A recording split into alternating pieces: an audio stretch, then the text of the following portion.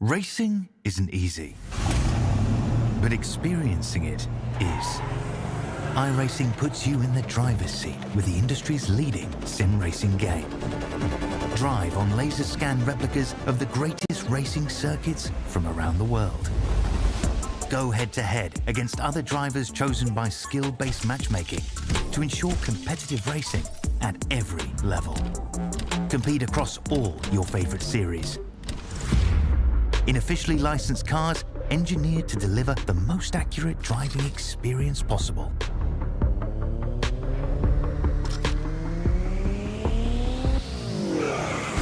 Join a race or host your own with players from across the globe. Race against the computer or in a league with friends. Feel the thrill behind the wheel. Visit iRacing.com.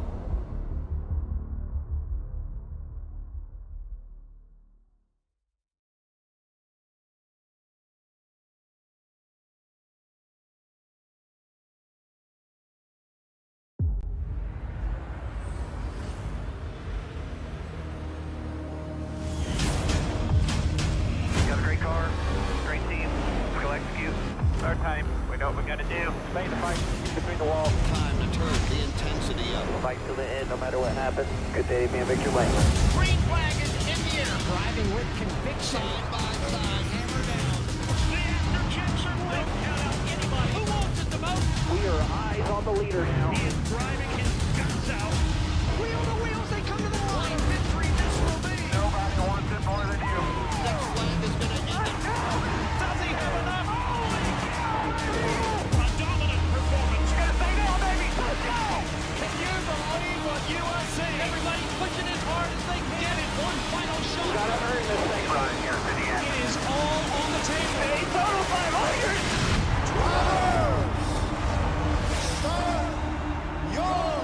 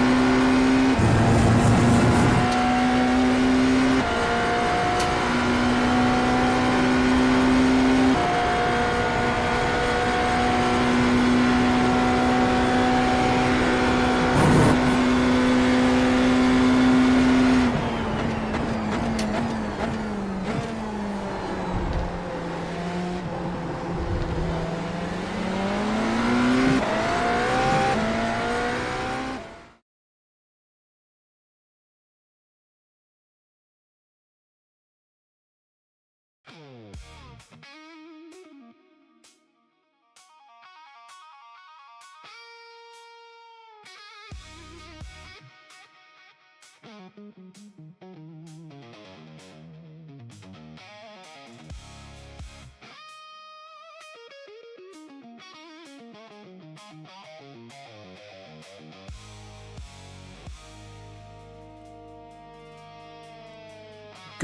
evening, good morning, good afternoon, ladies and gentlemen, and welcome back into Premier Endurance League, and welcome in to round 2 of Season 8 as we come your way for the GT3 Limited Series, brought to you by Dash Offroad. This evening we arrive in Germany for the Nürburgring as we race around the WEC layout of this wondrous world-famous circuit.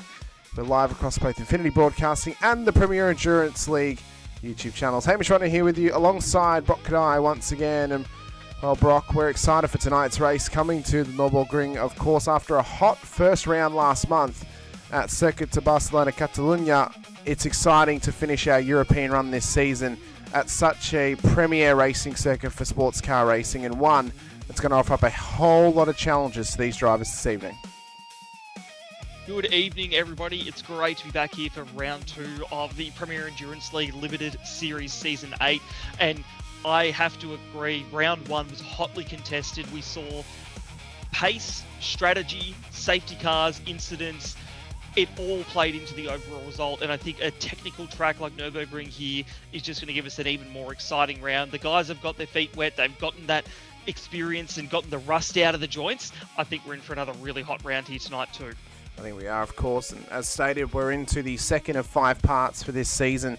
Round 2 tonight for the Nürburgring. We'll then back on your screens in early or mid-September at Road Atlanta for round 3, of course. Then we have a month off before returning for a double header across 4 weeks in November. Sebring in November 1st for round 4 of the season, and then round 5 will end us out.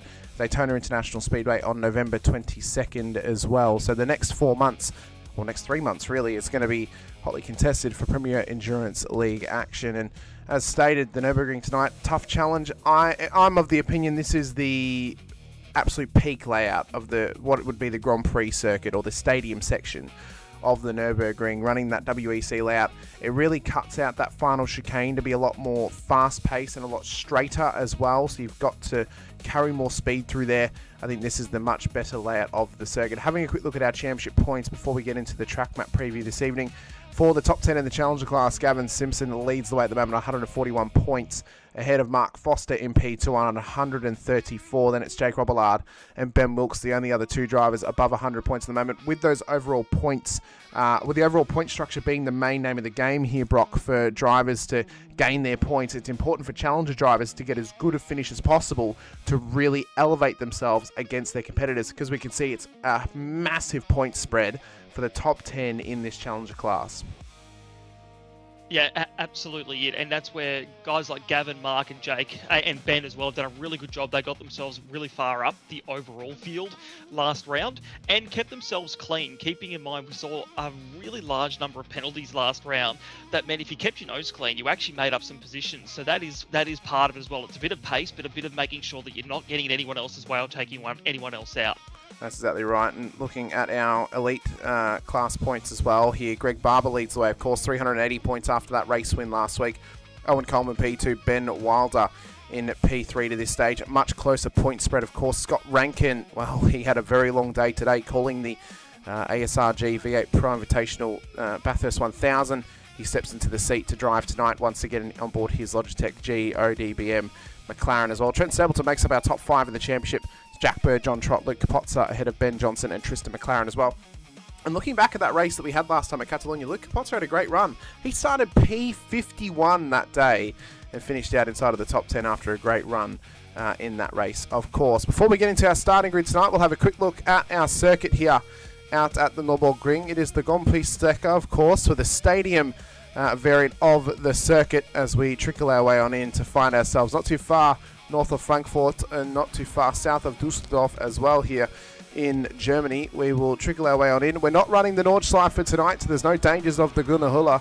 It's all going to be stadium stuff for the Nürburgring, as we'll then find ourselves at one of the world's most famous racing circuits, a crown jewel in racing. This layout has been used ever since 2002, but it was open all the way back in 1927. 5 kilometres, just about 3.15 miles, 15 turns. All start to the main straight at the kink at Piper. You then run in towards Yokohama's at turn 1 and up through the Mercedes Arena for turn 2 and towards turn 3 and down through turn 4. In that first section, turn 1, we're going to see plenty of dramas tonight, Brock, with possible rear ends coming around on those mid-engine cars. It is going to be a difficult section to deal with, especially on those cold tyres early on. Yep, completely agree. And I think that's where you've got to be careful, as you mentioned, on cold tyres, but also when you're battling people side by side. It's easy to get onto the marbles through these really technical sections and get offline, and then you're going to have the car come around on you as well. Coming through the arena section and down to turns 5 and 6, Valvoline and Ford Curva. Those areas there, you try to tuck in and get a really good run down to Dunlop, which is effectively almost a hairpin as you come back around towards the Michael Schumacher S. Michael Schumacher S really fast, left, right, turn 8 and 9 there. Probably not much of an opportunity for passing, but you're trying to set up for Michelin in turn 10 and then Moorsteiner in turn 11 through to sector 3 to get towards the end of this excellent lap here. That's right. You then run up through turn 12 at Ad Van Borgen, up towards the NGK chicane for turn 13 and 14, and then the Coca-Cola curve for turn 15 as well. The pit entry tonight is going to be a very crucial one. You come through that chicane so quickly in comparison to the regular Grand Prix circuit that you've got to try and dart yourself across the road as fast as possible to the right-hand side to get yourself into pit entry. Pit exit shouldn't be too bad. It does come out right into the line of the apex of turn 1, but normally cars have slowed up enough that they're able to just work their way through it as best as possible as well. Before we get into our grid, let's have a look here. History lesson for you. The last time we were at the Nürburgring was back in Season 1 on May 7th of 2023. The last time we were here, we used this layout, the Grand Prix no chicane. So using that Grand Prix layout with this variant of the chicane, last time we were here, this is going to give you a differential on the GT landscape of the world. BMW, Mercedes and Audi were the predominant car choices at the time. The previous qualifying record was a 153.124 set by that race winner, Brandon Groch of Frog Leap Juice Racing, who did go on to win the race, as I just said as well. It's going to be an unbelievable affair to be back here tonight as well. That round was round 4 of Season 1. We're up to now round 8. We haven't returned to this circuit since then. It's great to be back here with you all once again as well. Looking at the starting grid tonight, it is going to be a very, very long one. So we're going to be here for a moment. Magnus Rowney has gone to pole position for OPR ahead of Owen Coleman on the front row of the grid. Coleman, though, does back up a second front row start here tonight, but it is not pole position as was last time at Catalunya. To row 2 and behind, we then find Scott Rankin out of the broadcast booth and into the circuit. He'll start out a P3 ahead of Matt Webber for the top 4 here this evening. Row 3 and behind, and the top 6 is Greg Barber, last time race winner, will start alongside Doug Gowans out there on the third row of the grid. To row 4 in behind them, we have Leo Dreyer ahead of John Trott for our top 8. To the top 10, it's then Adam Gardner and Jesse Butler for an all-Mustang 5th row of the grid. Row 6 in behind in the top 12, it's Jack Vlahovic ahead of Mitch Hobbs for the top 12 cars. To row 7, it's Benjamin Wilder ahead of Nathan Hodges for the top 14. Row 8, we'll then have Rue Koistra starting alongside Patrick Reardon for the top 16. To row 9, it's Michael Spithill alongside Brad Coates for the top 18. Row 10 of the top 20, it's Martin Hallinan ahead of Jack Bird here this evening. To row 11, we then find Daniel Magri alongside Logan Murphy for the top 22. Row 12, it's Trent Stapleton alongside Benjamin Johnson, who had a great run last time out. We'll see if he can make his way up the order tonight, back up towards the top 10. He'll start at a P24. Row 13, Stephen Tonkin alongside Jake Robillard for the top 26 cars on the grid. Row 14, it's Matthew Gerard and Daniel Piper for an all-McLaren 14th row of the grid. To row 15, we find Ben Brook and Rafael Custodio, as well as all the cars are just beginning to get gridded up here as well. Row 16, Vinny Nguyen alongside Brent Tucker for the top 32. To row 17, it's Ben Wilkes and Brendan Purcell. To row 18 in behind them, Gavin Simpson, Kurt Chapman, the Audi in the top 40. That's a great qualifying from him to P36, but work to be done to get a finishing result today. Adrian Gretsch will start alongside Janice Ragwani for the row 19 in the top 38. To the top 40, Jesse McMenamin will start alongside Joe Hargreaves out there as well. Row 21 in behind, it's Mark Foster and Daniel Coleman out there too. To row 22, Ronald Long will start alongside Wade Reynolds for JWM Esports. Pace car's going to come in. Matthew Bakir, Chris Huddle will make up the top 46. We didn't have enough time to run through the whole grid, but it's going to be a hot race start here tonight out at the Nürburgring. Who can maximise as Magnus Rowney and Owen Coleman will look to get us underway? It's green flag running at the Nürburgring. Round 2 underway, and the OPR machine of Rowdy's goodness, full firing for Ferrari at the front end of town, but Coleman will look to pressure him. Watch for Rankin on the inside as well to try and make a move early here. He's going to be a driver to watch. He's got great pace this evening, but the tightening turn 1, it's always treacherous, Brock, as they enter up through the Mercedes arena. Well done to Rankin there. He managed to keep it really clean as he came through turn 1, still sharp after that big day of commentating. And speaking of a big day of commentating, that was a great effort there from you as well, Hamish. That was smoke in the background there through the arena section as well. Nose to tail contact happening. We've got a car turned around in the middle of the track, and they've been hit again. I think that might have been Ronald Long that got in there, so that's Gardner who's spun around at the moment. And we talked about this through turns 1, 2 and 3 on cold tyres. If you get a little touch, you're going to get spun around. So the rest of the field has managed to get through there. Magnus Rowney still out the front here after a strong start. And now they'll come through the hairpin here up towards the Michael Schumacher S as the field starts to sort itself out and get single file. I'll tell you what, it's great to see the Ferrari up the front end. It's been so long since we've had Ferrari dominance in GT racing here in iRacing, of course. And the 296 has never really been the major contender, as Wade Reynolds has had a minor moment further down the order, and that JWM Porsche has been spun round. We'll get a view of it post to lap number 1 to see what's happened to it. It's been a little bit hellacious here on lap 1, Brock, as a few cars are suffering early, but ultimately nowhere near as chaotic as what we had back at Catalunya, as Rob Allard at the moment is trying to deal with a slowdown down the order in the Challenger class. He gets that tidied up. But man, oh man, this is going to be a hotly contested one as they look to end up lap 1. And I was just having a look back there. Wade Reynolds actually had contact with Gardner as he was trying to right himself in the arena section. That's ripped the right rear corner out of his car, unfortunately. So a simple incident there, but that looks to have ended his night. He may have to tow. Back to the front of this field though, Magnus Rowney showing why he got the pole position, because he is checked out of here. Matt Webber into second place at the moment, and Rankin up into third. Just having a look at that replay at the moment. So I believe this is post-incident. You can just see how high up that right rear is up in the guard. Here we go. Nice and slow. He does do a good job to get out of the way. Yeah, that's already happened. So something further up the road has actually happened to that car, and I think we may have to watch this first lap back for Reynolds just to see actually what's happened to him, because the car was already damaged by the time he actually went up and around. So let's just quickly watch this back and see what's happened, because that had significant damage on it for so early on in this race, Brock. I mean, it's seriously damaged, and he was down the order, so I have to wonder, was he maybe involved in one of these early lap incidents that happened on lap 1 here? Let's just watch this back. Clean up the back here, everyone pulling up nicely. It's really good to see, considering turn 1 can be such a hot point for contacts. We're coming through turn 2 here. I believe up ahead is where Adam Gardner was spinning and needing to get himself righted.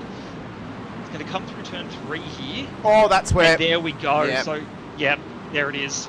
Yep, it was the contact from Gardner. So I would say then Gardner's probably going to have some answering to do for that from race control. Jack Bird as well, who had a strong run in round 1 last time out as well. He's had a minor off track down the order, but it went really wild as he tried to get back on the circuit. Luckily it didn't ricochet back in the way of traffic, but that could have been a hell of a lot worse there, Brock, as lap 4 is about to get underway. Yeah, look, it's disappointing for Jack, because he was in that top 10 from last round, so he has now got a lot of work cut out for him to do in this race, but lucky to save it and keep it out of the Armco, because that just means that he can continue on. Long race, a lot of strategy to unpack here as the race goes on. Good to see everyone's kind of settling in here, just getting into their rhythm. We're still early in this one, and we'll look at that on board with Greg Barber. So Greg running his VR setup. Last round's winner on an excellent strategy play of tyres and fuel saving. So watch him, he's in 6th now, but don't count him out of a podium or a win here tonight. Really cool to see not only his view at home and how he has everything set up, but also his onboard camera in the bottom right there. That's actually a unique setup I've never seen before, so I really appreciate that, and have to say big thanks to him for jumping in tonight as well, Hamish, and giving us that view. Well, massive thank to him. It's really brilliant when drivers decide they want to play ball and join us when we are going to try something. So what I will say is to those drivers that are watching post-race, maybe I'll at everyone next time I put the link out there. Keep an eye on the video cam link for next round. We'll try and get more cameras going, but we've only got barbs this round. But we'll try and get more happening in future. And I'm actually surprised. He previously, when I've done it before, he's had the pedal cam happening. He normally wears some pretty eclectic socks, but we don't get that today. Instead, we get the virtual cam with the camera on him for the VR, and then as well his VR POV too. So we'll check back in with that all throughout the race as we can. There has been a few moments though across this last lap, including one for Daniel Piper, who we know has been quite a strong competitor in the past. Now, whether he can actually hang on to this thing for the rest of tonight is still going to be answered for us. This was down towards turn 1. A couple of cars around him. Just got caught up across the nose of the Revolution iRacing car ahead of him. And around that car goes. Not too much damage on it though, so should be able to recover it. But those are the little 1%ers that you're trying to avoid around here at the Nürburgring, because ultimately it is a track that will benefit you for being consistent. It will benefit you from staying clean as much as possible, because ultimately driver error is actually quite rare. It often comes about because of a little bit of carnage between cars, but even then, Brock, you're never guaranteed that carnage to come around. No, that's it, and this is where we talked exactly about keeping yourself clean in these races, because it is critical to make sure that you're, that's Rafael Custodio in pit lane. He was the car that made that contact with Daniel Piper, so very, very early for a pit stop, maybe suffering a little bit of damage there. He has a black flag actually, so I wonder if this is a stop hold penalty or if he has a drive through for another reason, although he's actually just backed out of it, so I think he's decided that's enough this evening. Quite unfortunate that he will not pay for his crimes if that is a penalty from race control, and may result in a post-race penalty as well. We've had a chat. Does anyone usually reach the finish line in these things? They do. They normally do. We have got over 50 cars on the grid today. Last time we had nearly 60 cars on the grid as Jesse McMenamin's had a wide run down at the bottom of Dunlop up towards the Schumacher S's, but he is still going once again. But yeah, he's just trying to keep himself going to this point in time as well. We appreciate everyone watching along with us as well. I've also noticed Ricky Provenzali is out there. He's actually unclassed because I don't know what class he's supposed to be in, and he wasn't on my list. So we do have him at the bottom of the tower. He will show up every now and again, but currently he's actually unclassified. So we'll try and get him classified for next time out there. But I believe normally Brock he would be a pro with me, so maybe we can fix it up for today. Yeah, I believe Ricky usually sits in the elite category, so watch out there, guys. One of the bosses is coming on through, but don't take it easy on him, all right? You've got to race him just as hard as you would any other driver. That's exactly right. We will put him into that elite class, so that way he does get classified correctly as well. Looking at our current class leaders, it is currently being led by Magnus Rowney at the moment, and Jake Robillard, who again had a strong points finish in the last round of the season for that Challenger class as well. OPR, though, just dominance right now in the elite class. I mean, Greg Barber leads the championship at the moment. Magnus is leading the race today. He'll obviously be hoping to maximise points. He's got Matt Webber on his heels, putting pressure on at the moment. Scott Rankin just trying to chase it down. Owen Coleman, though, disappointing race start, down 5 positions to this point, and actually behind Greg Barber once again. This is not the start that Coleman would have wanted out there to try and maximise his points here today.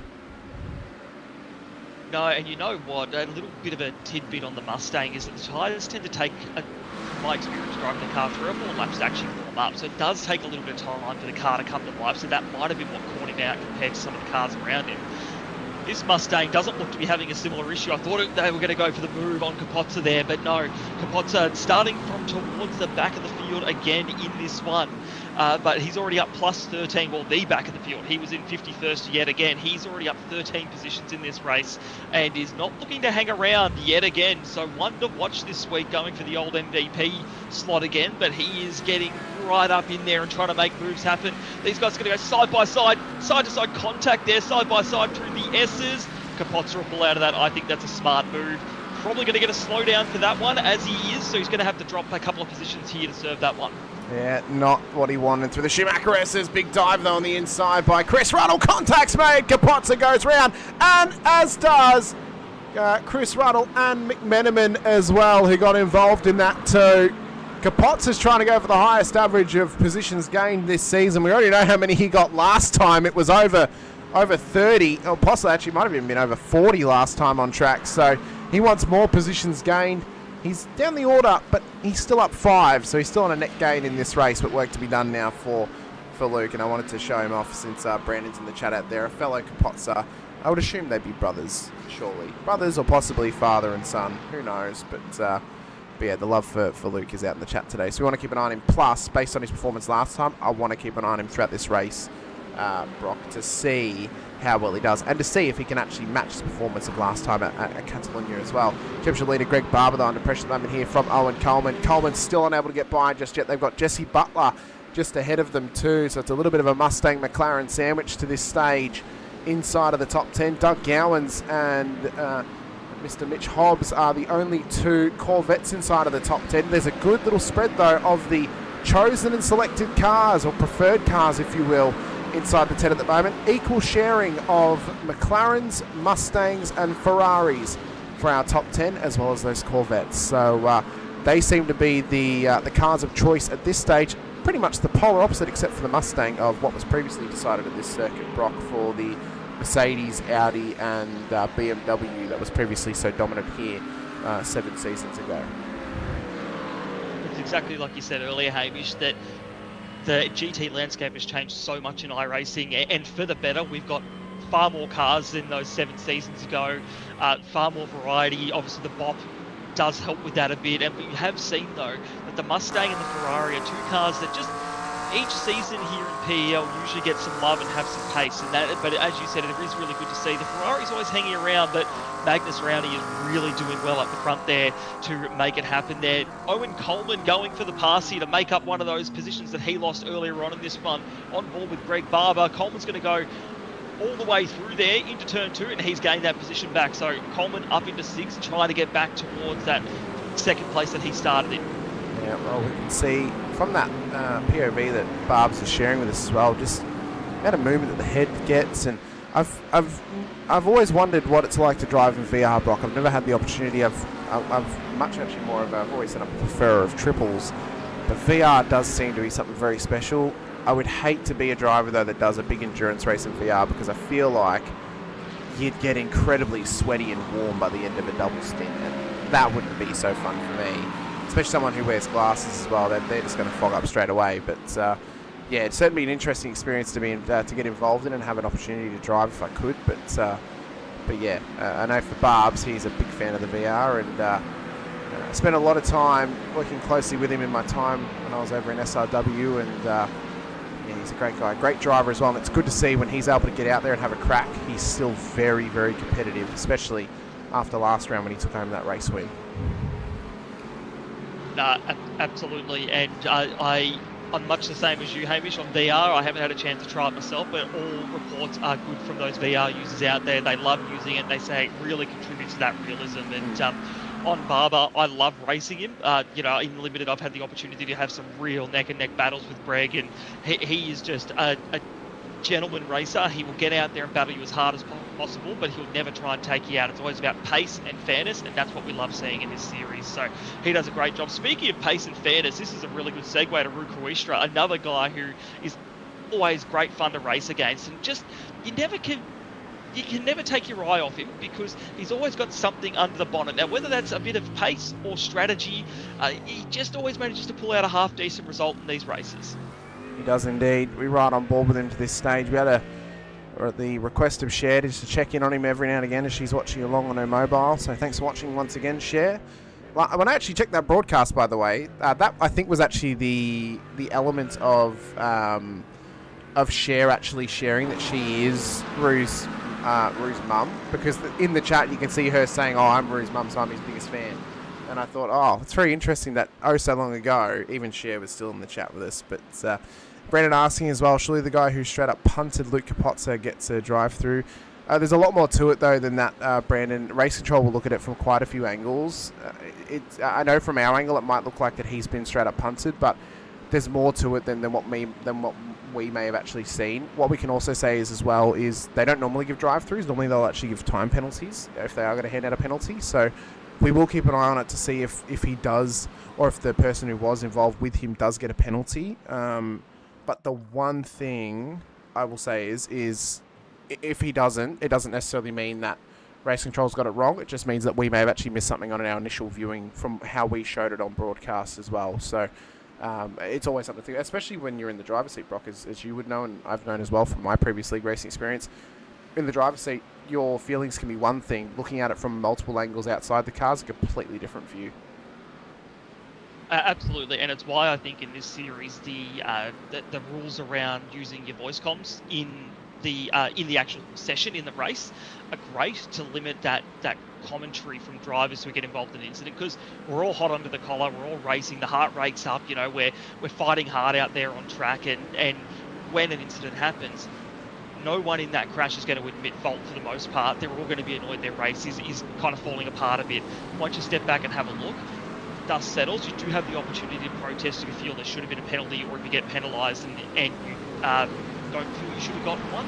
But I think it's really important to remember that we look at one or two camera angles in the commentary box here, and then Race Control will look at all the available camera angles to make that decision. So we'll keep you updated as those penalties do come in. We do see them and we'll comment on them, particularly when we've caught the action on track. But it's it just shows you the competition's tight out there and it's hot. Like, you know, these guys are racing hard. You know, we're already nearly 20 minutes into this race, and look how tight some of these battle packs are, neck and neck. They have not separated at all from the start of this one. No, they haven't. They've been keeping themselves nice and tidy. What I can say is Race Control is looking at that incident as we speak, so we will actually get an answer on that one for you very shortly on who may be found at fault, if anyone is found at fault. I can also tell you too that some time penalties handed out. The likes of Daniel Coleman has been handed 15-second time penalty. Logan Murphy's got a 5-second penalty. Grant Johnson's also got a 5-second penalty as well. So yeah, that's all going the way of those drivers. And we did have the answer in chat.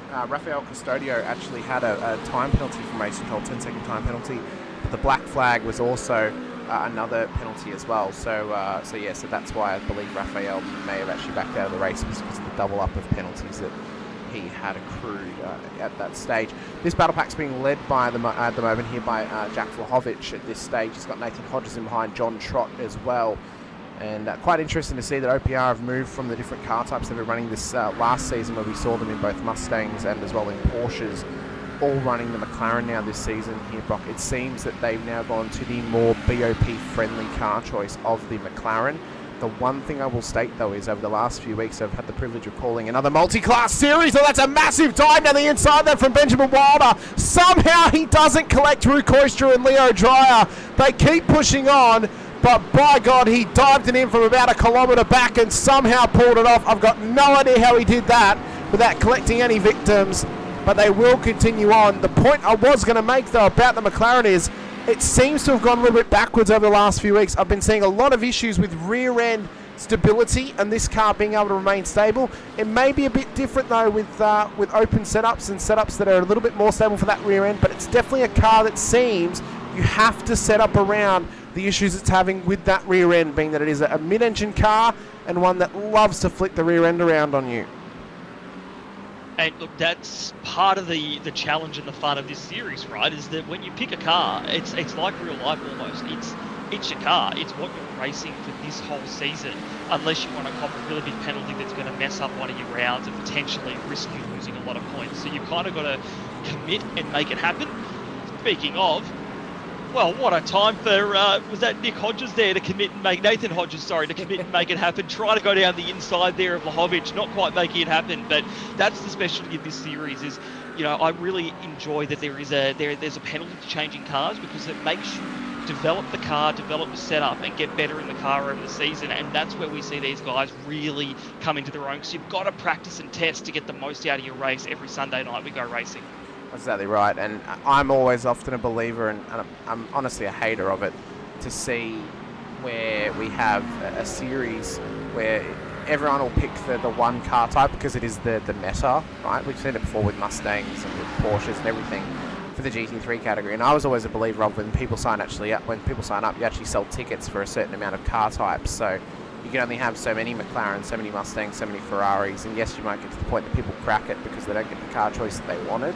But at least you're going to get the car spread, and you're going to get to a lot of spreading of car types throughout that as well. But maybe in theory it would work. I don't know if it would work in practice necessarily, Brock, but it's always something that I thought maybe could be an option. We're right on board here with Nathan Hodges down towards the beginning of Sector 2 as well. And we can see at the moment on the left-hand side that just the differential in positioning for the Challenger and Elite class drivers as well. They're actually positioned based on their overall positionings, but they've now been separated by their classes for the moment here. Robillard at the moment with a 3-position advantage over Logan Murphy. It's then a straight-up battle between Ben Johnson and Murphy to this stage as well as Brant Tucker. So there's a few cars all involved in the battle there too. For the Elite class drivers, there's a little bit less spreading at this stage, but it is all happening around this circuit, and we're only 20 minutes into this race, Brock. We are slowly lurking towards the first pit stops of this race, which will be coming roughly at that half an hour mark. Of course, 65% roughly is the fuel limitations in these cars. It's going to take them about 26 seconds to fill the car up with fuel. But importantly for this season, if you missed it last time at Catalunya when we announced it, they have changed the fuel regulations for this season. We're now running under the WEC regulations where fuel and tyres must be done separately, which means that it's going to take you roughly 50 seconds to do a full service. There's going to be a little bit of strategy involved in that for drivers to decide when they take tyres only, or when they take tyres and fuel, and when they take fuel only. What we saw last time, Brock, which was proof in the pudding, fuel only first stop, tyres and fuel second stop, fuel only third stop is the real key critical factor to take. But we did see Greg Barber make the 2 tyre stop work for him out at Catalunya, where right side tyres were a great choice.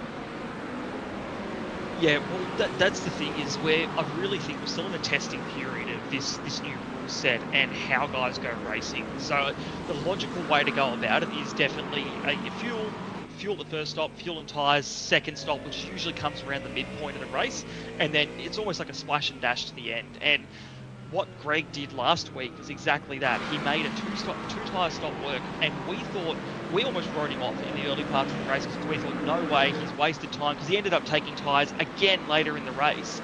But that really benefited him, as well as excellent fuel saving under safety cars got him to the head of the field where he didn't need to do a splash and dash towards the end of the race. So it's a really interesting one, and it's going to be determined on whether we have any safety cars in the next 5 to 10 minutes as we approach that pit window.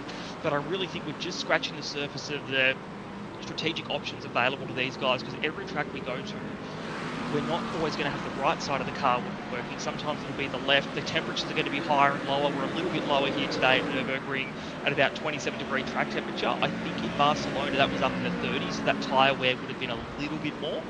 But what will be interesting to see, we'll keep an eye on the times and let you guys know what we're seeing as we get to that pit cycle. But everyone will do something slightly different, and we're going to try all piece it apart and put it back together so we understand what the lay of the land is post-pit stop 1. Exactly right. I've got one of my good friends from the US, Bailey Brannon's in the chat with us, saying this is a 2-hour-long race. That's one hell of a workout. And it's a little inside joke just for me from Bailey on the end of it there. But yeah, 2-hour race. This is not an easy one for these drivers. Solo effort as well. There's no driver changes in this one. I'm a big fan of solo 2-hour races, or even solo 3-hour races. I'm a massive fan of doing the Raw every year when I get a chance to, Brock, at Daytona.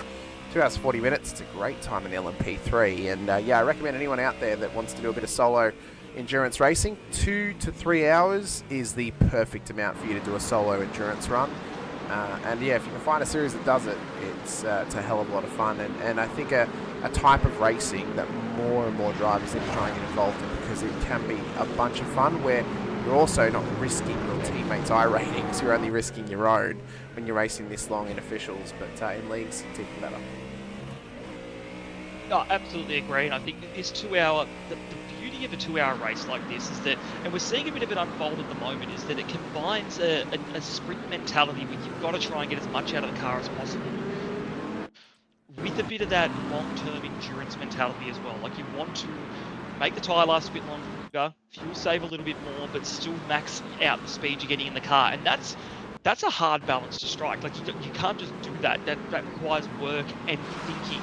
So these guys out there, the ones that are going to win in each of their classes today, are going to be the ones who have maximised their strategy, their tyres, their fuel, their pace, and somehow put together this magic quad of things that they need to do to get this thing done. And that's what makes a 2-hour endurance race really nice, is that yes, it's not 24 hours or anything. That's when you need your teammates here. It's you and the car from minute 1 to minute 120, and you've just got to do it all on your own. And if you make a mistake, that's on you as well, and you've got to own it. That's exactly right. You've got to try and earn it as much as you can. Magnus Rowney continues to lead the way at the moment to Matt Webber. Scott Rankin is just back in P3 to this stage. That's quickly right on board with Scott here for this lap, just to see how he's going to attack this Nürburgring circuit and how he might be able to attack the rear end of Matt Webber's Mustang as he's finally caught the back of it and will begin to pressure the top 2 across these next few laps. I tell you what, Webber has not let Rowney get away with anything here. That gap is even smaller than what it was before, and it was not that big. So right now, Rankin will be licking his lips. Is there a strategic opportunity here to try and jump these guys in the pit cycle and just get a bit of fresh air? Because it's not nice to sit behind a car like this when you've got 2 hot cars ahead of you. You're going to be losing a bit of downforce, a bit of heat wash will be coming off those cars. It's not going to be as quick and nice to drive. So you can see here, Rankin's just holding off a little bit, maybe waiting to see what's going to happen with these guys. But I tell you what, if he gets the opportunity to strike, we know Rankin will. He absolutely will give it a red hot go. And the way Matt Webber's racing up there, he's looking hungry. He wants to get past Rowney, and that's where it could all come to blows, and Rankin can sail through for the win. That's right. We know that he's a tough customer, and we should be looking at well, really, it should be 2 full services plus a splash here tonight, but time will tell how that actually pans out. Sher's just asked us how many pit stops, but yeah, I would say 3 without safety car intervention here today. Scott Rankin, we see him just holding back. I reckon there's a little bit of fuel save happening here. He's playing the smart game. We know that Scott is a smart operator. He doesn't want to push this car too hard too early. He'll be happy just to sit back, conserve his energy, knowing he's had a very long day in the comms box. He'll be a very tired man come the end of this, so he needs to conserve. He needs to really be smart about how he attacks this race, knowing that Webber and Rowney are about to get into it down towards turn 1. Rowney will cover the inside. Webber tried to dart for it, but the late lunge of a block from Rowney stopped that from happening. This will now continue on, but this is getting feisty up the front for the top 2, and if they make contact, Rankin's going to be right there like a dustpan and brush to pick up the pieces and throw it away in the bin. That's it. This is where the play is smart for Rankin. Not being too close gives him time to react. It gives him time to think about where does he go if these guys get into it. And the way Webber is going at Rowney, me as a driver, I'm looking at that and going, I want no part of that. I'm staying back. I'm in a good position where I can maintain a podium at the moment with relatively low threat to my position. No, I'm staying out of it. It's a long race, and Rankin is playing it really smart at the moment and not getting involved in these 2 going at each other, but will be ready to strike should the opportunity present itself. Couple of details on the right-hand side there for everyone to understand. So right now we are looking at, it's about 5 p.m. in sim at the moment, 22 km/h winds that are at 25 degrees. It is 20 degree temperature, track temp at the air temp at the moment. We've got partly cloudy weather, but about a 27 degree track temp. So that's not cold, but it's also not hot either. So it's in a really nice window to get speed out of the cars without using up too much of the tyre and able to fuel save a bit as well. Yeah, that's right. And they feel premium at this stage of the race. I mean, you could get better conditions, which are slightly cooler, but you know that you're never always going to get that happening, are you? So what we know is at least for this time with 27 degree track temps, thanks to a bit of cloud cover that we've had, it has kept the track temperatures down. We don't want it up at around 35 to 40 degrees because that's where it'll start to feel like ice, especially when you go to the fresh tyres aboard these cars. Webber's not quite ready to go for the move again here as Rowney does not cover it. Nearly runs up the rear end of him though as they run in towards the braking zone at turn 1. And I now understand why Rankin's holding back, because the looks of this, it is going to end in tears if they continue the way they're running. They are literally pushing the edge of grip and the edge of incidence to its absolute limit to this stage of the race. Everything's been keeping quite nicely though previously At this point, although Brant Johnson has got a slowdown, this will be why it was a minor off track for him that has brought him off the circuit and given him the slowdown here. So yeah, you see they're just traversing the grass down into that second sector. It's not going to be an easy slowdown to get rid of, but ultimately he was lucky not to put it in the wall there. No, that's it. And the walls for a permanent race circuit, some of these unpowed walls are actually pretty close to where you're doing your racing. So when you go off, and the grass can be a bit like ice sometimes, you'd be lucky to keep it out of there and keep it under control. So that was a good effort there to make sure that your race keeps on going. We've already seen a few of those happen where we've had a few people get pushed off, or they've made their own way off, and they've had to really work hard to keep the car going. But keeping in mind, that's all effort you're putting into these tyres that you want to push through till after the 1 hour mark of this race, and that's just going to have a negative effect towards the end of that tyre life. Let's hit the stage that Ruud Koistra, at this point of his run, up 2 positions here into P12. He continues to put the pressure onto the back of Benjamin Wilder this time. Leo Dreyer as well, not matching his pace in qualifying last time at Catalonia tonight. He's actually now 4 positions at this point. So not the race start that he would have wanted either, as we see the first of the front runners, Doug Gowans, into pit lane.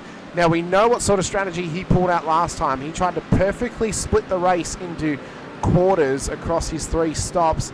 Didn't necessarily hurt him last time, but didn't give him an ultimate strategy benefit either. We'll see what happens here for him on board this Corvette as he drags it into the slow and long pit lane here out at the Nürburgring. As he pulls it into that pit box there. So not surprising that he's pulled it right in on the half an hour marker. It makes the math easy for him. Just fill the car up for another stint and push on.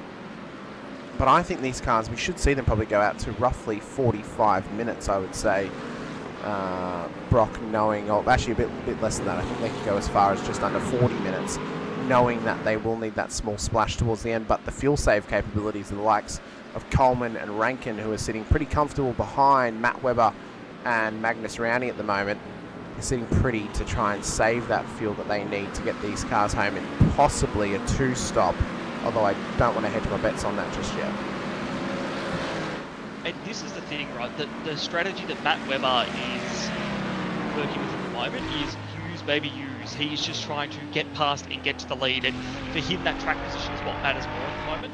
We know Rankin and Coleman have the pace to challenge these guys up the front. Like we know they're both excellent steerers, but their strategy is a little bit different. They're trying to go for, and now I just heard Scott Rankin say he's pitting in this lap, so he's going to come in and try to get out of his train. But they're trying to use their ability to fuel save, which is going to help them. It won't help them in the next stint or the stint after. It'll be the final stint when they're needing that splash and dash towards the end of this one, that all of this fuel saving, this strategy will pan out as Rankin peels in there. And out of this battle group, Matt Webber nearly spins to the left of screen there, but keeps it going. That's going to give Owen Coleman effective second place on the track at the moment. But huge mistake from Webber coming towards the pit window. That is a massive mistake from Matt Webber there. So let's watch this back, because it's as Rankin comes into pit lane. Let's watch Webber. Look at the rear end on it. Getting real loose and real sideways for the final corner, and that completely ruined the run out of the corner and has allowed Owen Coleman past him as well. We've had an incident, by the way, for Tristan McLaren on the lead up the hill too. So what has happened to him on his way actually down the hill, towards Dunlop? I haven't seen him rejoin the circuit, although I think it wasn't an exit of circuit, it was just that half spin. That's okay. But yeah, that could have been a hell of a lot worse for him if not being able to pull it up. Scott Rankin will look to exit pits this time by, but Coleman has had a free kick at second place. Will he get the same luxury trying to go for P1 ahead of him of Magnus Rowney? He's already passed one of the OPR cars tonight. It's only going to take him one more performance pass to get by a World Performance Racing machine of Rowney ahead of him. Yep, that's it. And I think right now this has helped Rowney a little bit. It's given him that breathing space that Matt Webber absolutely didn't afford him in the past sort of 5 to 10 laps. But I can imagine, I mean, we know how fast Coleman is. We saw how hard he battled Greg Barber at the end of last round's race, and every other race that we've seen Coleman battling, you know, he will want to get up there and get to the lead and take that track position. So be curious to see who comes into the pits this lap, with Rankin having peeled in Gowan as well the lap before that. I'd be expecting to see these guys come in. We are also getting towards the end of this fuel tank. They've probably only got 2-3 laps left in the tank anyway. looks like everyone, this top three are going to keep going. They're running this thing absolutely dry, and by the looks of it, running it ragged, all getting up on the curb and kicking up some dirt on the exit there too. So Rowney holding that lead at the moment at about 9/10, but Owen Coleman just put in an absolute steamer of a lap time. We've had an incident, by the way, here for Kurt Chapman, it seems, and that is contact with Brant Johnson, who's tried to dive up the inside of him and actually spun him round at Dunlop. So I think there'll be a penalty coming the way of Brant Johnson, to be honest with you, off the back of that moment. The pace, though, of Owen Coleman is true and real at this stage in the race lead as he continues to chase down Magnus Rowney to this point in time. And to give you the update, by the way, on the penalty we were asked about earlier on with Luke Kapotza, Chris Ruddle was given a 10-second penalty for that incident earlier on. There was no further action over the incident with Brant Johnson between the both of them. So that's to answer the question out there for Brandon Kapotza, who did ask us earlier on if penalty would be coming. It did go the way of the driver that did hit him in that scenario. Owen Coleman, great pace at the moment on board this Mustang here in P2 as he looks to continue to chase down Magnus Rowney. Matt Webber in behind, not quite able to match the pace, but Greg Barber is lurking as well. This rivalry doesn't seem to have been folded away just yet and could still cook up something special for us throughout the night, Brock, because Barber is right there hanging on to him at this stage and is not letting Coleman run away with things just yet. It's about 3.5 seconds separating them. That could easily be shrunken down to net zero if the safety car gets called at any stage. Well, that's it, and we've seen just how good Barber's defensive skills are. So if he can get up ahead of Coleman through any way, whether that's towards the end of this one, as I think we've just had both Coleman and Webber duck into the pits there, Rowney's going to continue going around. But Barber, watch for him strategically. He was excellent last round, and that's what got him in the position that he was in. So he will be one to watch when he comes in the pit, clearly running the tank absolutely dry here. He'll continue on for another lap as we tick over into lap 20 in 36 minutes into this race. So this is obviously a strategy of the team because John Trott has also stayed out for OPR. So all three of those OPR drivers have stayed out to this stage to continue to push on. I'm not sure if there's any other OPR cars that have actually stayed out on the track to this stage though. But one thing we know is this pit lane is really heating up at the moment. Magnus Rowney leads the way at this stage of the race, as we can now say for the last 13 minutes, Ricky Provenzali gave up on this race 13 minutes ago because he's been in pit lane for that long, Brock, so he didn't actually last nearly as long as he did last time at Catalunya. Yeah, just wanted to make sure everything was all right out there on track and do a systems check, and then he's right back into the pits, and I'm sure he'll be watching along at the moment, making sure everything's going swimmingly, but hopefully next round we'll see him out there a little bit more and getting involved in some battles. But we're watching this OPR trio here, which it is interesting. Makes sense that they're doing the same thing, but they love to be line astern. Oh, we've had contact. Someone's around in the dirt. That's Michael Spithill. Got to be careful with the rejoin there. Yeah, that was Spithill. I think that was contact with Wilder, who was to the outside on the entry and just drives straight through the rear of him. It looked like he wanted to undercut the inside and then decided last minute, no, I'm not going to. And then just didn't pull the car up and made the contact there. Brock, that's a very weird one, very messy. But I think there may be a penalty coming for Wilder. I don't think the redress is going to do much to help him in that case, to be honest with you. No, I'd agree there. I think that you're going to, for Wilder, you're going to see a penalty of some sort. Might be a lessened penalty because he's given up that time. But yeah, very weird one. You don't often see people rear-end and then spin someone around. So clearly Wilder just carrying a bit too much pace in there. And Spithill was the unfortunate victim. But they have carried on and haven't lost too much time in the scheme of things. But I'd imagine you do have to penalise these things if you race control. That was an incident where Spithill has lost time. That's right. And as stated, we suspect race control. Look at it. John Trott's now actually come to pit lane. His teammates Barber and Rowney have actually continued on here on circuit, so they've opted not to come in to this stage. We're right on board with the race leader. Magnus Rowney has not left the race lead this whole race. He started on pole and he's led every single lap to this point. Maybe he's just trying to limit how many other people can lead the race, Brock, by running this car dry. And as stated, I mean, I don't mind the strategy of running it dry because he's playing for a safety car possibly, which will give him the free stop and ultimately means that he may be able to put slightly less fuel in. But also, I'm of the opinion that because he's running longer in a timed race, he's playing the smart game for longer, right? Because if he runs this car out longer, uses all the fuel available to him, and then comes into fill, it's going to extend the time for that final stop a bit closer to the end of the race, which gives them a better opportunity to get home in less pit stops if it is a safety car affected race throughout the rest of this one. I know we haven't seen it for the first 40 minutes. It doesn't mean it can't happen on the last hour and 20. I completely agree. I think that it's, for me, racing, I would always try and run the tank dry. I think that they just get you every minute that goes by, and there we go. I'd imagine he is absolutely cruising in on fumes at this point. You said it earlier, Hamish, that 40 minutes was about that mark we'd see everyone in by, and we are just ticking over that right now as we speak. So yeah, I think running deeper in this race makes sense. The one thing you have to keep in mind is that your tyres, you will have to make last all deeper. So we'll probably see Rowney, if there's no safety car, take his set of tyres he's on now through till about the 1 hour 15 mark, 1 hour 20. And those will be pretty done by then, but then he'll get on a really nice fresh set of boots towards the end of this one. Other drivers will split the race more in half, where those fresh tyres at about the midway point will have equal wear for each half of the race. So looking at the majority of the field, we're seeing roughly 25 second stops. That says to me no one's taken tyres at this point. It's only fuel to this stage of the race. I'm not seeing anyone, aside from Glenn Crellin and Ronald Long, who've just taken tyres in this stop. No one else out there I am seeing taking fuel and tyres, and it's not the case for Magnus Rowney. He's only going to take fuel, and just like last time, differential to last time, Greg Barber's also only going to take fuel as well.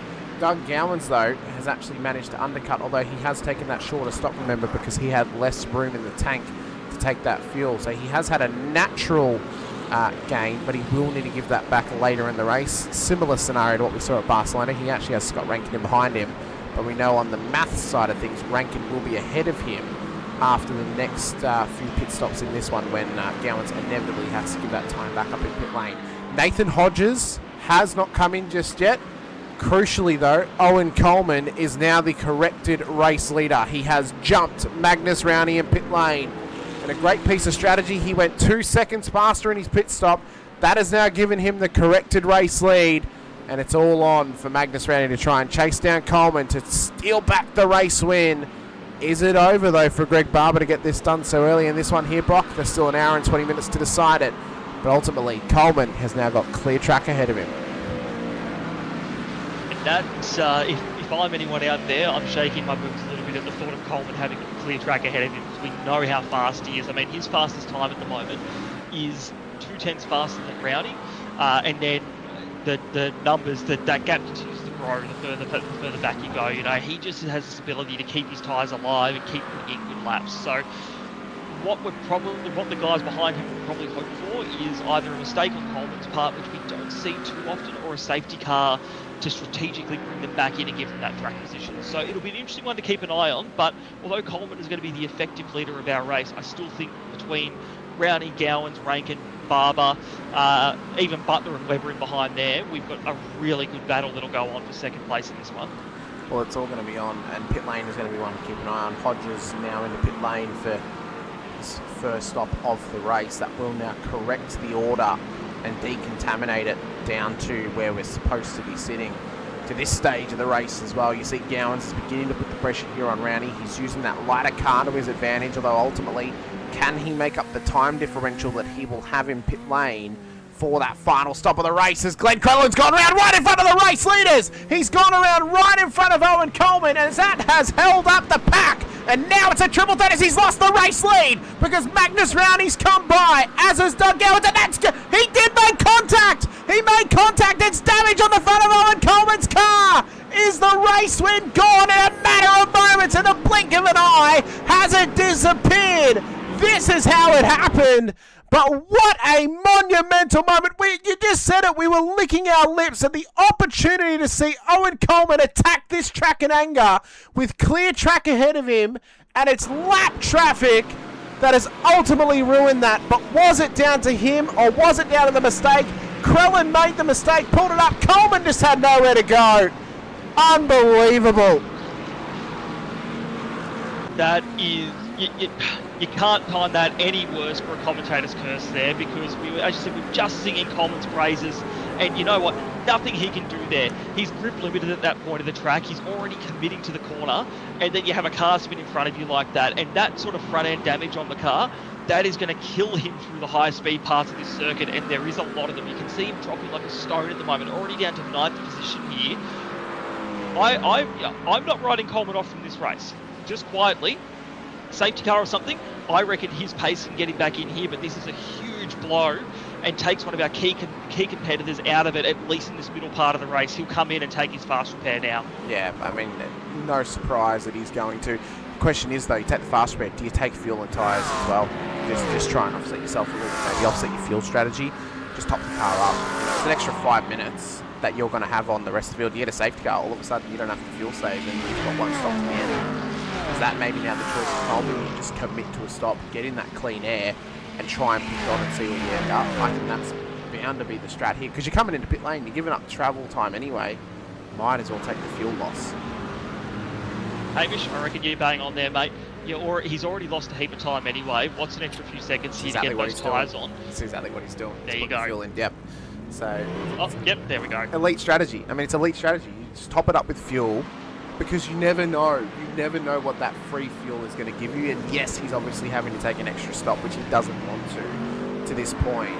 But ultimately, he's had the choice of, I can come into pit lane and fix my car, or I can come into pit lane, fix my car, top it up with fuel, and if a safety car comes out for around about the second stop of this, or the final stop of this race, I might be on the good for the fuel, and I might be okay. So that's what he'll be thinking about here going forward. Now, especially if it comes around that hour and a half marker, where we'd be, or maybe hour and 20 marker, where we're hoping we're going to see cars be able to get home from. So that is sound strategy for Owen Coleman.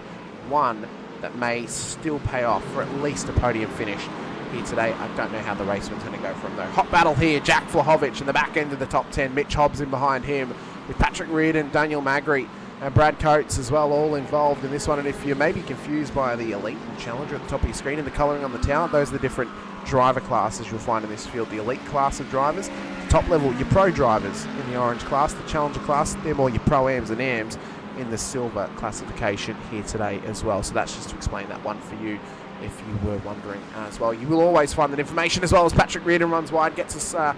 Daniel Magri, though, has actually got a slow down ahead of him, so he should get that position back again. But if you're ever wondering about that information, you can check the description of the stream. It tells you all the info of where we are, classifications, who we are as broadcasters as well, and the series that we're broadcasting here too. Always good to be able to reference back. We're racing some really cool tracks all around the world in this series, so it's good to be able to know where you are. And for people who have been sim racing for years, you'll probably be able to tell it from one picture of one corner of one frame of this stream. But for those of you who are new and watching this for the first time, just getting into iRacing, it's good to know where we're going racing, so that you can get out there and give it a go yourselves. So you could be one day one of the people out here racing if you can get your entry in fast enough. Because let me tell you, this limited series, the entries go close in about 2 minutes. They're gone. I think it was close. Yeah, about that. Something that it was ridiculous, absolutely ridiculous that it closed in all of 2 minutes. Can confirm as well, and thank you for answering it in the chat as well, Brock. Everyone has done one stop to this stage. To answer your question, share where Ruiz, he's right here, P14. He's up one position. Just at the back end of this battle to this stage. Could be on for a top 10, especially with Patrick Reardon going around ahead of him at Dunlop. That's going to give him a spot. So Ruiz actually now to P13. Reardon will be licking his wounds, trying to pull himself forward once again. I don't know why. I mean, I spent all day today, Brock, watching along the Bathurst 1000. I was actually glued to my screen majority of it. About 97% of that race I watched and had a great time watching it as well. And I don't know why, I just feel happy with sim racing today. It was a great race that I got to watch earlier. I was excited for this one tonight here at the Nürburgring. It's a fun day to be a sim racing fan, I feel, and I'm just enjoying the racing at the moment. And I'm really enjoying what we're seeing tonight here at the Nürburgring. It excites me for the final 3 rounds we have coming up with Road Atlanta, with Sebring and with Daytona, for that US triple header coming our way at the end of this season.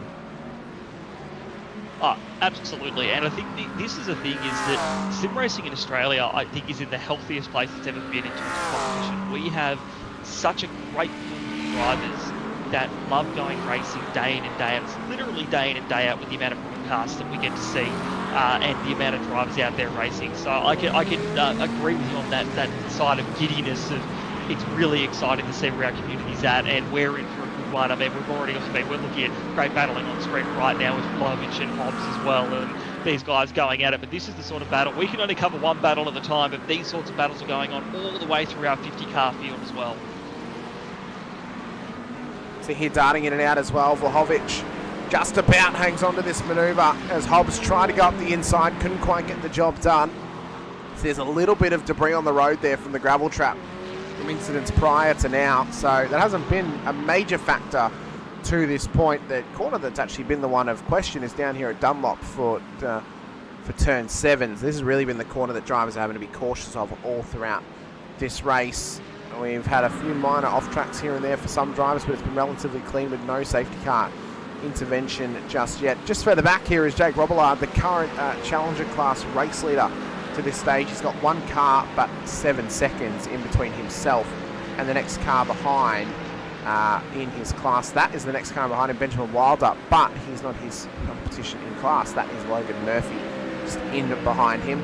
We know as well that obviously drivers are scored on an overall scale here, so from P1 down to P50 odd is where they're scored from. So if you can get a good performance and a good finish as a Challenger class driver, that can pay off a lot better than, let's say, you're battling for P1 in class. And I am a preferrer of the overall point scale, Brock, because it means that if you have a really good day, you get paid for it. If you have a really bad day, you have to pay the piper for it, unfortunately. So it means that if Robillard can get this car into the top 10, he will reap the benefits of a top 10 worthy day, more so than he might have gotten for P1 in class, which has worked out quite well for him. As Ben Johnson now moves down the inside of Logan Murphy. Matt Gerard as well. Ben Wilder is going really, really slow. It's 3 wide. Down towards turn 1, and Gerard has managed to pick up the pieces here as Murphy is bleeding positions because Brant Tucker's going to come up the inside as well. What has happened to Logan Murphy? Seems the Mustangs have been going at it, and perhaps he's dropped a little bit of pace across the end of this lap. Yeah, and Tucker there, just there to pick up the pieces of that one. This is for Challenger position as well, so not only on track as you were talking about, Hamish, trying to get these cars up throughout the field, but he's battling here for Challenger position. This is for the glory of the Challenger Championship. Not quite able to get it done, but it's got him a lot closer to Logan Murphy there, but he's got a little bit more to worry about with Tonkin. Tonkin behind him, going down the inside. Be careful here, it's tight through this section of the circuit. Tucker going to hold off Tonkin. Tonkin, if he can get the run here, might be able to get a move going down the end of this little straight. Not looking like anything's going to happen, but this has given Murphy the breathing room he's needed. Tonkin wanted to have a look. He did, decided it wasn't worth doing, but I tell you what, Tucker was looking very strong in that first sector. All of a sudden, he's fallen back into the clutches of Tonkin. That's exactly right. Continuing just to push on to this stage as well. We can see as well is just put out there in the chat too, if everyone can see it. They should be able to see it because I've posted it as a moderator. You'll find the link to our broadcast YouTube channel actually away from PL over on Infinity Broadcasting, where we are actually simulcasting this broadcast today. You can help support us over there by following that link, clicking the like button, subscribe to the bell icon as well. We're just about hitting 400 subscribers, actually very, very close at the moment, so you can help take us to that road by helping support us over there. You can help support PL as well by clicking the like button, the subscribe, and the bell icon over here, as well as that battle between Murphy and Wilder is continuing on. Pell at the moment is only 17 subscribers away from 700, so please help us by liking and subscribing on this channel too. But this battle is not over. They're all getting into it as Brent Tucker continues to pressure Logan Murphy. Can he get the job done down the inside this time? He couldn't on the last lap. Watch for Stephen Tonkin in behind. He looks to lurk up in position as well. It almost feels like deja vu for the last lap, but somehow Tucker gets it done and he parks it right on the apex to drop Logan Murphy back a peg, and now takes home P21 to this stage. That was so close to turning across the nose of Murphy there. That was a risky manoeuvre by Tucker, paid off in this circumstance, and Murphy obviously got on the brakes a bit to avoid an incident there, but Tucker was not giving him the opportunity to come back at him like he was able to do last lap. It was a bit of deja vu in the turn 1 there, but I'm sure Tucker will be happy to say that he has taken that position off his Challenger counterpart and is now into 21st overall. See as well, Magnus Rowney still leads the way with Doug Gowans on his heels. Scotty Rankin, corrected order P2 at the moment. If he can close up that gap, that will really help him solidify that for himself. Jesse Butler back in P3, feeling the pressure from championship leader Greg Barber to this stage of the race as well. Good points on offer here tonight. If Barbs can finish on the podium, he'll maintain that championship lead going into the next race, as that is a spin for Matt Webber at the final corner. A big mistake for the Mustang, and what is happening to the Mustangs at the final corner? That's not the first time we've seen him get loose through there, Brock, but unfortunately for him this time, it's ended up in a pirouette and dropped him multiple positions to this stage. Yeah, bad going to worse there for Matt Webber. I'd be interested to know what his traction control setting is on, because with incidents like that in these GT3s, it makes you wonder, are you getting the gas on too early, and is your traction control nice and low, which has its benefits, because having it low gives you more acceleration, because you're not having that traction control cut in and try to stop the car whenever it gets loose. But it comes with the danger of exactly what's happening to Matt Webber here, is the car can get loose easier and is easier to lose. And these Mustangs have some giddy up in that rear axle as well. So unfortunate there for Webber. He's got a bit more fight in his night left to go. But he does have pace. He's only dropped to 8th, but we were watching him battle for first earlier in this one, so certainly not where he would want to be at the moment. Oh, that's right. Really hurting him in terms of loss of positions. And there you see that battle pack we were watching earlier on, headed up by Jack Vlahovic and tailed by Rui Koistra. They actually haven't really swapped any positions just yet. But again, they're playing the long game, waiting to keep the fuel on board. I've actually just noticed Greg Barber's had an off track as well. It was a minor one prior to Matt Webber's. So this was actually what happened to Barber. He did hold on to it though and held on to position. I have to wonder if he actually just maybe ran it wide, got a little bit too far out possibly. I think that was the case. So it was a non-issue apparently for Mr. Barbs on that moment there. But he's running super, super strong, doing a great effort at the moment. We're only 5 minutes away from our 1 hour marker of the race. It's being headed up by Magnus Roundy to this point in time, with Jake Robillard leading for the Challenger class further down the order. And this pack of cars continues to fire up in front of him, with Rui Koistra battling with Trent Stapleton. Rui's actually dropped some spots here on... oh no, actually no, he hasn't. I will correct myself. He's just trying to put the assault on now, so I think he's actually maybe stopped wanting to hang back and just started to push on, as this battle pack in front of him maybe is just starting to slow him up a little bit. This is the point where I believe the mindset shifts, right? We're getting to this halfway point. You're probably anywhere between 10 to 20 minutes away from your next pit stop, or getting close anyway. That's where your mindset shifts. You're trying to get him in a track position. You're about to put on some fresh tyres, get the car fueled up again. The track's getting cooler as well, so the car's getting faster, hopefully, if it's set up right. So this is where now you're going to start seeing people turn that mindset. We were just talking about this from endurance mode into sprint mode.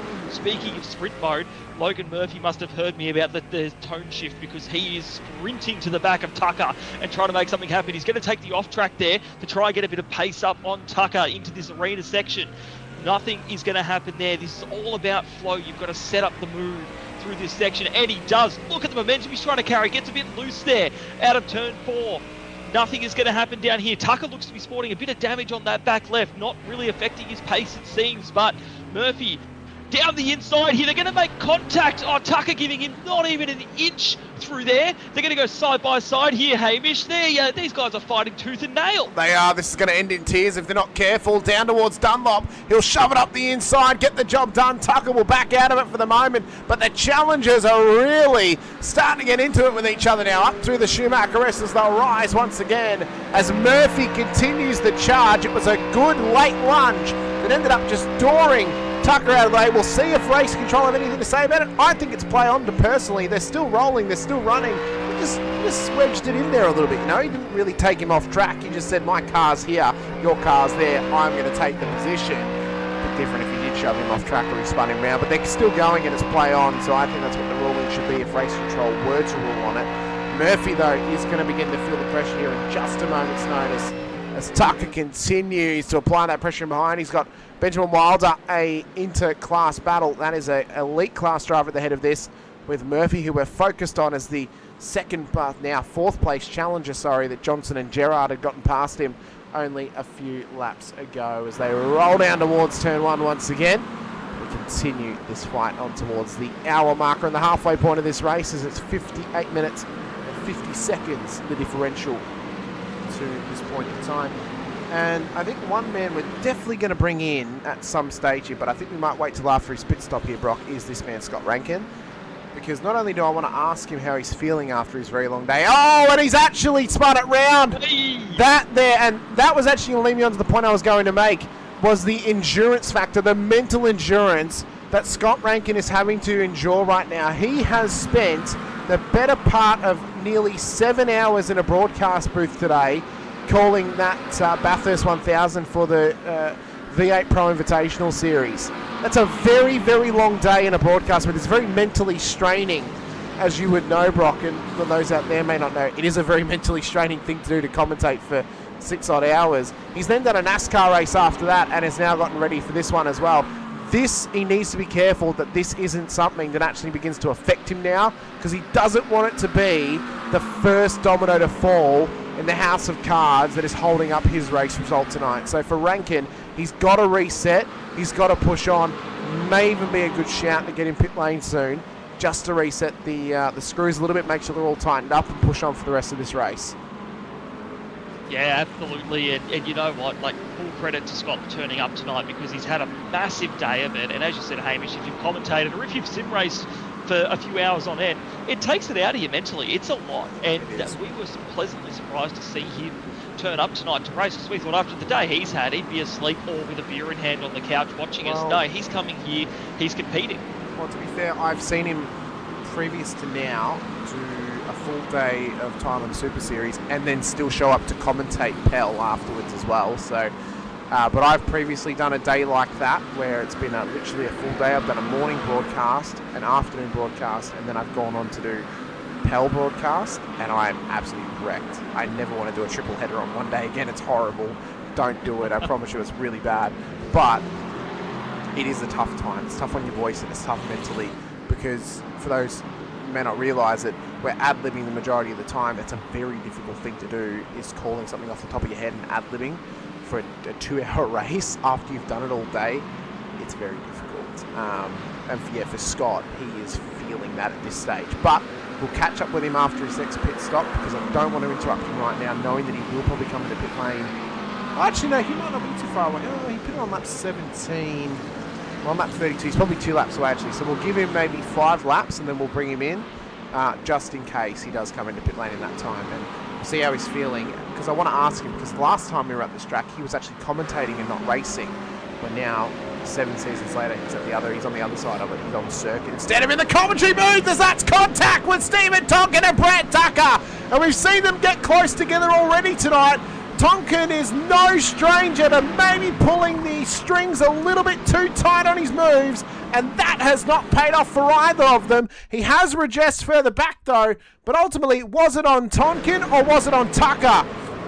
It's tough to say. Was he far enough up the corner entry, or was it worth him trying to make it too wide? That is the ultimate question on that one there, Brock. I think I've just gone back and had a look at that replay. It looks like Tucker probably would have been told by his spotter he was clear, and then Tonkin drove into a gap that was disappearing. So I think on that one, I would expect Tonkin to receive probably a 5-second penalty, nothing more than that, as they both got going again, and Tonkin did redress in a sense. But yeah, definitely, I know Brand personally, and I know he's going to be fuming under the helmet at the moment at that incident and wanting to make something happen here.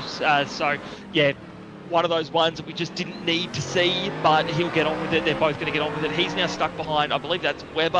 That's Hallinan. That is Hallinan, Webber's teammate, yeah. So he's in this now, is Brent, and I do not blame him at all, Brock, if he is fiery at this stage and the red mist is out, because we've already seen it previously tonight. Tonkin has been like sort of sniffing and nudging the rear of that car. You can see a little bit of damage from the previous nudges that he's put onto it, where he's just trying to dart the nose in at the very last moment. And I think to this point, Brand will probably be feeling it. And from what we've seen thus far, I think we're feeling it too, that Steve probably just needs to stop trying to dive it in at any moment, because he's only going to frustrate himself, and he's only going to risk taking out another car, which he's nearly done on Brand only that lap ago. That's exactly it. And you know what? Yes, we are in the second half of this race, but it's still a long race. We've still got just under an hour to go here. Another pit stop to come. Make a couple of pit stops. Most drivers haven't pitted yet for that second stop. So, yeah, bit of calm and just setting up those moves. You know, this is all about racing in these races. It's all about learning your opponent and what they're doing well and what they're not, and taking advantage of the places they're not as strong or where their car isn't as strong. The beauty of this series is we have so many different cars. So, yeah, that's. I do agree. It pays to take a bit of a breath and just reset yourself a bit. That's what Tucker seems to have done, and he'll get going. A bit like what Scott Rankin's done after that spin. He's reset himself and just keep going as well. That's the sort of mindset you need to have in this longer race. So they're right. Rukoistra is now into pit lane, so he'll drop some spots here as he'll get his second stop done at us. We previously saw Doug Gowans come into pit lane as well, which we suspected was going to be the case because of his splitting the race into quarters strategy. And actually, he has taken tyres on that stop. It was a 20-second fuel stint, 21 seconds for tyres. That says to me, that should be a full set of tyres, surely, for 40 seconds. That feels correct for Doug. So I think that would be the case to this point in time. He is leading a battle pack further back, and trying to undercut the field. Fresh tyres could pay big dividends for him, especially in his battle with Scott Rankin and him trying to extend the gap over Scott Rankin as well. But after Scott's spin, I'm wondering now how far he can actually push this car, because he was last pitted on lap 17, we're on to lap 34. We may see him come down pit road to, again, just kind of push his strategy out a little bit, but ultimately, he's got to find a little bit of time here. He's got to find the opportunity to pit this car for an extra bit of fuel later on in this race. We'll see if that can come about. Yep, that's it. So, expect Doug's doing the same thing he did last round, which is coming in and splitting this race nice and evenly. Now on board here with one Mr. Scott Rankin, so he's going to keep going around where it was still a bit early for most people to do their stops as they pitted in that sort of 30 to 40 minute window of the race. So really what we need to keep an eye on here is these guys here, Rankin and Webber, they're trying to come back through the pack. They both had a spin each in this one. We both know they've got pace though, so these guys will be hurting a bit on their older tyres, but keen to come in. They're going to wait until their fuel tanks are empty. Then the next half of this race is going to be all out on your fresh tyres and trying to take advantage. That's where Gowan right now on fresh tyres needs to be pushing hard. This is the biggest advantage he'll have in the race over his competitors, is having fresh tyres while they're on older 1 hour plus old tyres. And he's got to use his ability to cut good lap times to his advantage now as well. I mean, Doug's a very, very talented and experienced driver, and you know, he's probably the best example of a Pro-Am driver out there. If you were to think of what would be our the Open League, right, which has guys like Damon Woods, Zach Ratcho White, stuff like that involved in it. Doug is probably on that Pro-Am level below them. He's very, very quick on his best day. He is obviously colloquially known as Grandpa because he's an older driver, but that comes with experience. We didn't see this strategy pay out the best of ways for him in the last round out at Catalunya, but the Nürburgring is a race where it can work for you, and it's one where we may see this work out for him if the fresh tyres benefit him and if the clear track around him works for him as well. I mean, he's got 4 seconds in front of him of clear track. That is a world in front of him. So this is only going to benefit him. Looking at his last lap time, it was a 1:55.45, so he's actually not outlapping the race leader or anyone in the top 3. He's also not outlapping, crucially, Scott Rankin, who's just done a 1:54.47. So he has to find some pace if he wants to keep that car ahead of Rankin, who is really pushing this car now with Matt Webber in behind him. Knowing the sort of pressure they've got the lap traffic ahead of them in Ben Baker, who will just look to maybe let them go. But ultimately for Rankin, he's just got to keep doing what he's doing, and he's got to hope that Gowans doesn't find the lap time. But we know though, Brock, it's going to take a good 4 to 5 laps for these tyres to get up to temperature and for the lap times to come down.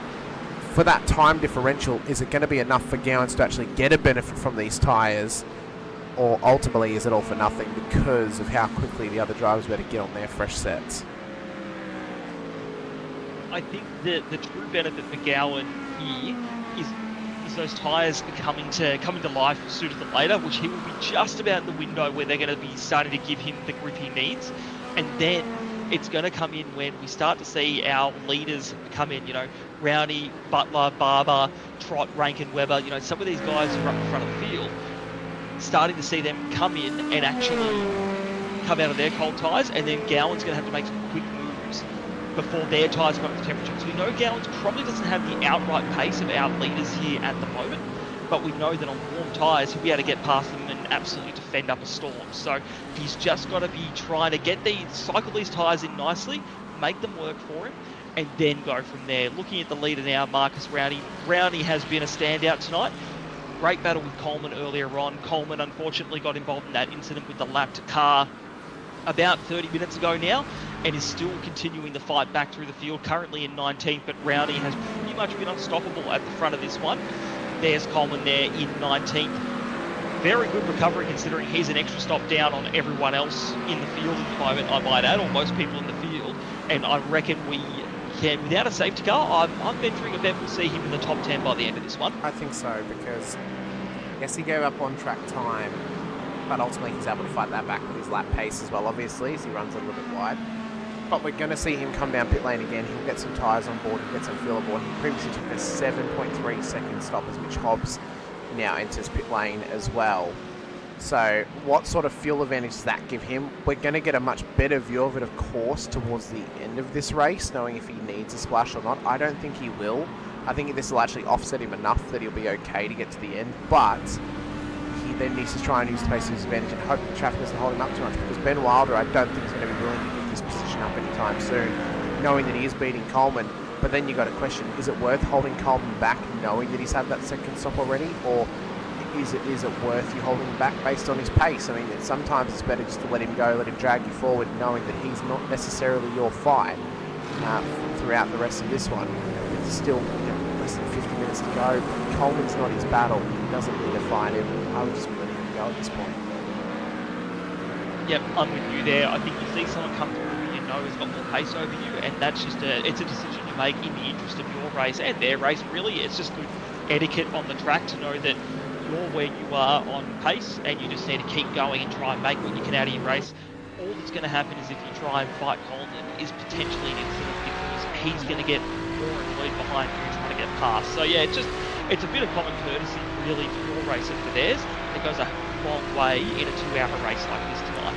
It does indeed, and we'll see what Magnus Rowney can do in that as well. Obviously, we know that he is we know that he's obviously a very talented driver at the front end of town, and at a top level driver as well, but you know, ultimately he's just trying to keep that car in check, keep that car nice and tidy, and push it on, as well as Glenn Crellin has just had a moment, and we've already seen this car be involved in an incident today at that same corner there, Brock, and it was the one that actually made contact with Owen Coleman earlier in the race when Coleman had nowhere to go. Is this going to be a mirror image of that incident once again, where the McLaren's rear end has come around and he hasn't set this car up properly? It is exactly that, the exact same spot. Owen Coleman, look away if you're watching this back, because that is deja vu for you. But that was the exact thing I was talking about, Brock, that this car, the rear end on it, is absolutely horrendous at the moment, and unless you can set up around it, it is going to spit you off like a raging bull. And ultimately, I've seen that previously in other series, and we've just seen that again here tonight with Glenn Crellin. This is where, okay, we've got another spinner, Ben Baker.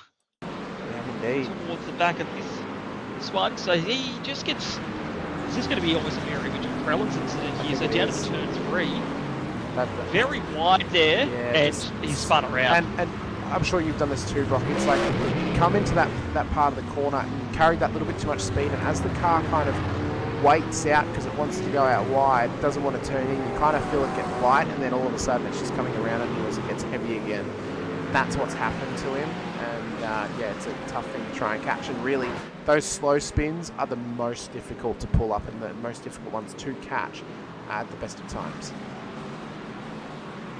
Which is crazy, because you'd think it's the opposite. The fast spins are the hardest ones to catch, but no, it's those slow ones where you feel the car go, and then it really, there's nothing you can do to stop it. So, a good recovery there to not, by Baker there, to not come back onto the track and go onto the grass and get that spin done, though. I think that's worth saying. A good re-entry there. Now back to looking at Rue Koristra, checking in on where he is at the moment, having done his second pit stop as well. Back in 39th, but that will all shake out a little bit. It will, and we can see too, obviously, with those cars that have taken their second stop, those that have taken their tyres to this point, you'd be mad not to take them to this stage. Yes, it's going to give you time on track, but across the next stint of this race to the final stop, you're going to give up the time gain in pit lane. Unless you could run mad lap times on old tyres, Brock, and really with the Nürburgring being a track that eats up tyres, it's not going to benefit you not taking them to the stage. You'll gain, what, 20 seconds? Are you going to be able to hang on to that 20 seconds for the rest of the race? I don't think so. Because especially if you have to take tyres late in the race, it's going to hurt you. As that is a car going slow. That was, I think, that was Brendan Purcell, who's previously had an off-track. That car is limping back to pit lane. Was there contact with Leo Dreyer, who was in behind him? If there was, it was netcode, but I don't think there was. I think that car just decided it was going to veer off track. Yeah, that's what it looked like there. An unfortunate one nosed it into the tyre wall there, which doesn't look like too much damage, so he'll keep on going at the moment. But this just shows, probably something we haven't talked too much about at the moment, is the fatigue factor of doing a race like this. And that's that as you get a bit further into this, you start to get a bit hot and bothered. It does have an effect. You get a few more off tracks, the car goes a bit wider, you drift a little bit, you're not quite as precise, and those are the sorts of mistakes that start to happen. Now, in saying that, Magnus Rowney has been mistake-free for this race. He has just been unstoppable out the front for OPR, and despite the fact that he had that battle with Coleman, and we chatted about Coleman and his poor fortune earlier, Magnus has taken full advantage of the fact that he is now back in the lead of this one. And he's not leaving it a chance. He is getting out as far ahead as he can at the moment to try and make this a dominating win, provided we don't have any safety cars. Well, that's right. And yeah, ultimately, safety cars have not been a factor here today. And well, it's kind of becoming the trend of this race. And I kind of understand why. I mean, this track's obviously very open, Brock. There are some spots where the wall is close, but we don't really have high-speed sections where the wall's close enough that you would actually cause enough damage for the need of a safety car. And without that early pile-up in this race, I don't know if we're actually going to get one now throughout this one. Obviously, we look ahead to the next three rounds of Road Atlanta, Sebring, and Daytona. We almost feel like we're guaranteed a safety car in every single one of them. But here at the Nürburgring, it doesn't necessarily feel like that, and it never really has without weather intervention. And I think without that intervention today, this should stay green to the end, especially with how the field is driving. I mean, it's very, very close and clean battling all throughout. Ultimately, I think that this race, as I said, I think this race stays green. And I think it's going to come down to that pit and fuel strategy that drivers are trying to implement today. The way it's going, it might be Magnus Rowney's to win, but Owen Coleman is going to try and do everything he can to try and chase that down. Yeah, absolutely. And I think at the moment, no one is stopping Magnus Rowney provided there isn't a safety car. Or another incident like what we saw with Owen Coleman. You know, those things do happen here. It is a wild racetrack out there, and despite the fact that, yeah, your points are very valid, Hamish, about this track, it is a bit wider. The parts of the track where you're going to make a mistake at speed, the walls are a bit further away. But in saying that, people can still have a spin, just like McMenamin there. Turn 2 and 3, he's managed to catch that something. I don't know how he managed to. That looked like it was at pretty high speed. I'm going to have a quick replay here. So this is out of turn 2. He's just got loose onto the AstroTurf and curbing there, managed to catch it over the grass, not come back onto the circuit, and then keep going without interrupting anyone else. I've got to say, unfortunate that he spun, but a very good piece of driving to keep it on the track. Exactly right. We can see as well now too, in the pit lane is Scott Rankin finally as well, but yeah, as he continues to push on, he's finally taking that stop, so we'll be able to catch up with him momentarily. Zach Vlahovic has also come in, Logan Murphy as well, Matthew Gerard, Ben Brook in there, one of the few Lamborghinis, as well as Ben Wilkes also comes into the stage too. When will Magnus Rowney pit? Well, he went 40 minutes on his first stint, which says to me that he can get this done in one more stop. With that coming up in possibly 90 seconds time, it should be one more lap for Rowney. And remember I mentioned the qualifying lap record that we previously had of a 153 I think it was .124. The fastest lap of the race for Magnus Rowney was a 153.77. So he's about 6/10 off the fastest qualifying time that we've ever seen around here in Premier Endurance League. So he's in good pace stead at the moment. It shows that even modern GT3 machinery is just as fast as ever. And that's it. Pretty impressive to be that close to a qualifying record when you're in race conditions, mind you, even low fuel but old tyres as well. So here we go. John Trott is now in the pits. So beginning to see the rest of our field here come down, and I'd imagine, yeah, these next couple of laps we will see everyone cleansed and pit through for their second pit stop. Those that have pit a bit earlier will likely have to come and do a splash and dash with no safety car. Those that are pitting around now with a bit of fuel saving will probably make it to the end. So this is where that strategy comes into it a bit. And we talk sprint versus endurance. It's not an all-out sprint all the time. You do have to be a bit careful about how hard you go and what fuel you can save. Checking in on Doug Gowans now. So Doug was the first of our pit stoppers. We'll almost certainly have to do another stop for a splash and dash of fuel at the end of this one. But the curious thing here will be to see where he comes out in relation to the likes of Rowney and co, some of our leaders. Well, not just them, but where he actually comes out in comparison to Scott Rankin, who he was closely battling with. They've now got, I was just checking just then, a 23-second differential. So Gowans has actually gained quite a fair bit because of those fresh tyres. Now, obviously, Rankin's going to start to turn it on now that he's on those fresh tyres as well. Gowans will have to do a full service here. Rankin won't. Rankin will just have to top up with fuel. So Gowans is about to take 20 odd seconds worth of fuel on board. Is it going to be enough time to cover the gap for their differential of fuel when Rankin inevitably has to come in as well? This is going to be a close in time one, but right now the math says Gowans should be ahead based on the gains that he's just made with this lighter car on fresh tyres across this previous stint.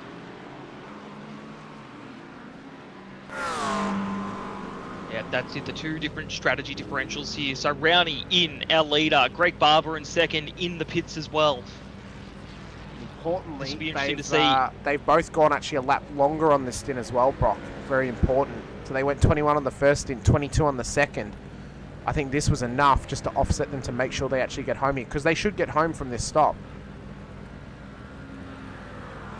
Impressive, impressive control, to be honest with you, to still get pace out of the car and fuel save like that.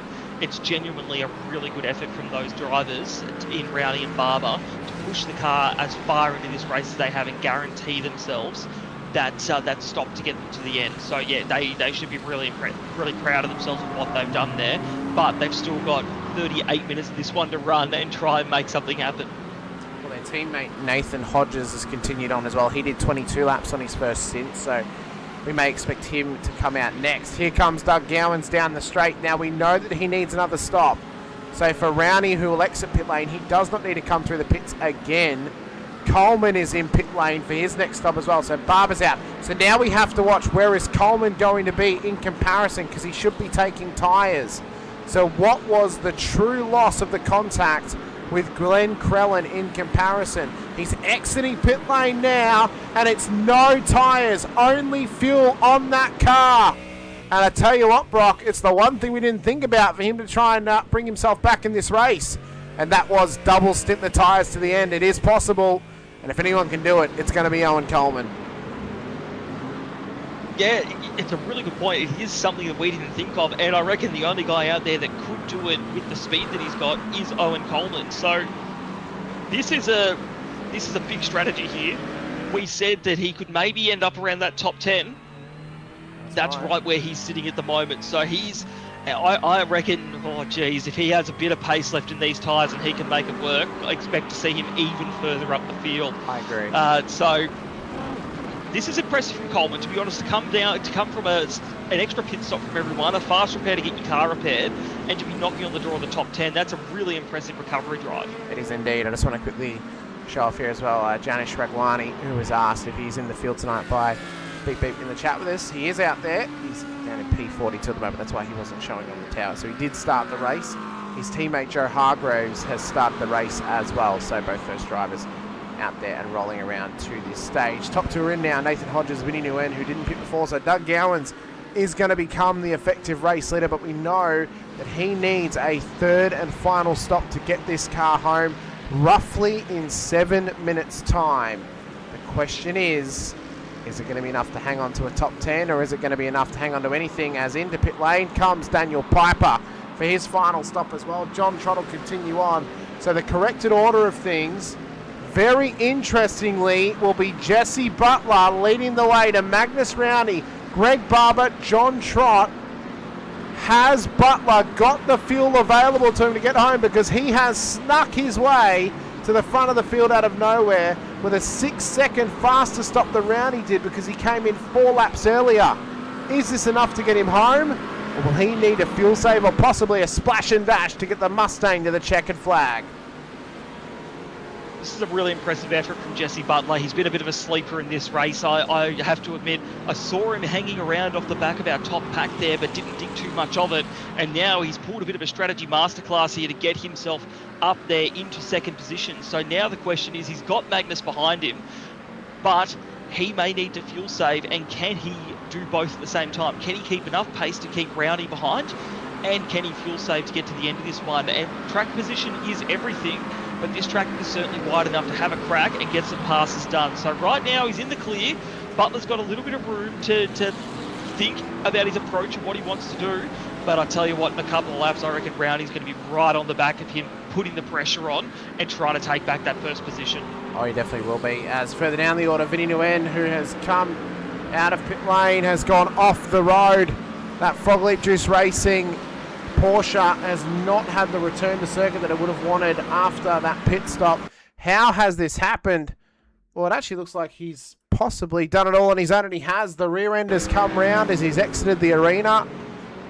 Off the track and into the grass it is gone. Unfortunate for him on those cold tyres. He's now just going to try and push on and keep that car underneath him as best he possibly can as well. Tell you what a drive from Matt Gerard to this point, by the way, Brock. He's taking his last stop without taking tyres, mind you, so only fuel to this point as well. He's running the Owen Coleman strat. He leads the way for the Challenger class to this stage. If he can pull this off, this is a hell of a run to a hell of a performance for him. As Doug Gowans, the race leader, has had a minor off track. What has happened to Gowans? Up in the race lead, the car still looks okay, but this is not the strategy that he wanted to pull out. Run it wide in front of some lap traffic. And how has this happened to the race leader? Oh, it's a massive overstep, and he lost the rear wing on the wall as well. That's huge. Absolutely huge. And probably will take Gowans out of proper contention, but really, he's got to get the car in pit lane for that final pit stop, Brock. But can he do 34 minutes on a tank of fuel? Yeah, well, look, that one there, with the car getting a bit lighter with the fuel dropping down, that's where that will have come from. But turn 3 has been a real hard spot for a lot of drivers tonight. It's been a key spot, really, when you're on cold tyres or the car's light. And here, even Doug Gowans, who's our leader, who's been someone who's been unstoppable in this race, he has been brought undone by turn 3. So interesting to see. The wing did pop off, but it did seem to go back on. So maybe the damage isn't too severe. The rear of the car doesn't look banged up. If I'm Doug when I go in for my next pit stop, though, I'm taking my fast repair just to be safe. But now that has brought in Jesse Butler just ever so slightly closer, giving him that little taste of, okay, the lead's going to be mine soon. Well, it's not going to be long until Butler gets the race lead. Gowans will come in to fix that car, take that final stop, and get that car to the end. So where will he end up? Butler now takes the race lead. Magnus Rowney is right there in behind. Greg Barber, what a strategy for OPR tonight. Could they be on for a podium lockout here at the Nürburgring, with Barbs and Trott on the possible podium if Butler needs that final stop in this one? This is seriously contested for those that have been able to strategize to perfection. Leo Dreyer Brad Coates, well, 4 McLarens to look to be inside of the top 5, with Owen Coleman just ahead of Scott Rankin, by the way. So Coleman's no tyre strat seems to be working for him, but Rankin will really be trying to push on now, and I think now's as good a time as ever, Brock, to pull him in, have a chat to him, and see how he's feeling after such a long and tenuous day in the comms box and now in the race room as well. So we'll quickly grab him and drag him down. Okay. Hello, Welcome Mr. to the Rankin. comms box, mate. Hello, Rankin. Hello. What a day you have had. You must be a madman to be racing in this thing. I'm stuffed, and as it turns out, made a critical error at the start of the race. I think I left a 10-litre hole in the tank at the start of the race, and I think it screwed me. Yep. Yeah, I didn't check. I didn't triple check my fuel before the start of the race, and it's literally screwed me. Oh no. Well, So I've saved it. I've had to go on the mega save. I am bingo. I'm going to be coughing out of the last corner, I think. But okay. it should be an interesting fight. So Okay, well, we were talking about the mental fortitude that you need today, obviously, after such a long day. Maybe that had a part to play in that, obviously, just a little bit of brain fade. Sure. And we saw the obviously the on-track incident as well you had too. But, I mean, this is as crazy as ever for you to try and pull this off after a 6-hour or nearly 7-hour day in the comms box. I mean, this is incredible. yeah, this will be a feat. I've got to harass Owen at the same time because he needs the fuel save to get home as well. So he looks short. He looks weak. I love me a weak Owen Coleman. Just don't tell Owen that. Well, if we don't tell him that, should we also not tell him about the IndyCar restart that you had too? Right. If I swear to God, if that ever sees the light of day, I'm suing Joe. I'm gonna get the clip off you. Well, Scott, we're going to let you go. We appreciate your time. Appreciate you being open to the chat as well. Thanks so much. Best of luck. I'm so frustrated with myself, boys. Like, regardless out of anything, first and foremost, setup issues, they are mine and mine alone to handle. So that's not a complaint. That's a mistake, and yeah, I'm frustrated. We wish you the best of luck throughout this one. Hopefully, the frustrations can lead to a strong performance and strong finish. Thanks, mate. The temptation then to put him back in the wrong room, Brock, was real, but I think we'd be losing our rights to stealing people if we did that. I think. Worth it. Stapleton and Hobbs are coming to pit lane, by the way. What a good sport, though, for him to at least let us have a bit of a mess around with him. But what a mistake to make. Missing Phil in the car at the start. That's got to hurt. Yeah, good to chat to Rankin there. I think it just shows you normally Scotty's got a little bit more pep in his step. But tonight you can just tell how flat he is after a massive day. And we were talking about that mental effect and just that little things like leaving a bit of fuel out. I know it doesn't sound like much, but in these races where you really... we're talking about some people doing 2 stops, some doing 3, having to fuel save a lot. Like they are decisions that make a massive difference in your race. So there for Rankin, great for him to have a chat to us, really good sport about it, and clearly tired and a bit frustrated after a long day, but nonetheless still out there giving it a crack and in 8th position at the moment. Yeah, he's doing a great job as well. And I was just trying to see if we could pull anyone around, and I'm wondering actually, where did Owen Coleman just go? How did Owen Coleman just drop back? And I think he might have actually just had a slowdown, because Scott Rankin, I was trying to find if any other drivers I could drag in at the time that were relevant, but they weren't, unfortunately. But, Coleman dropping back just there behind Magri and Rankin to that point as well.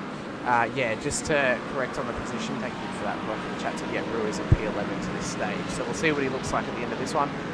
He pitted on lap 33, though. That makes me question that he might need another stop to get this car home back, based on that. So I don't know if he's actually strategized this race correctly.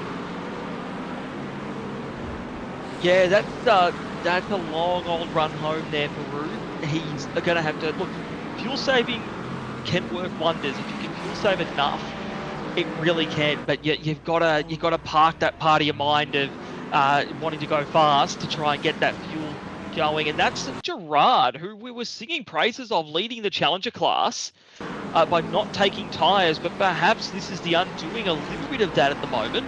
So is this going to be turn 3 again, isn't it? It was, yeah, and that's and it's gone round on its own.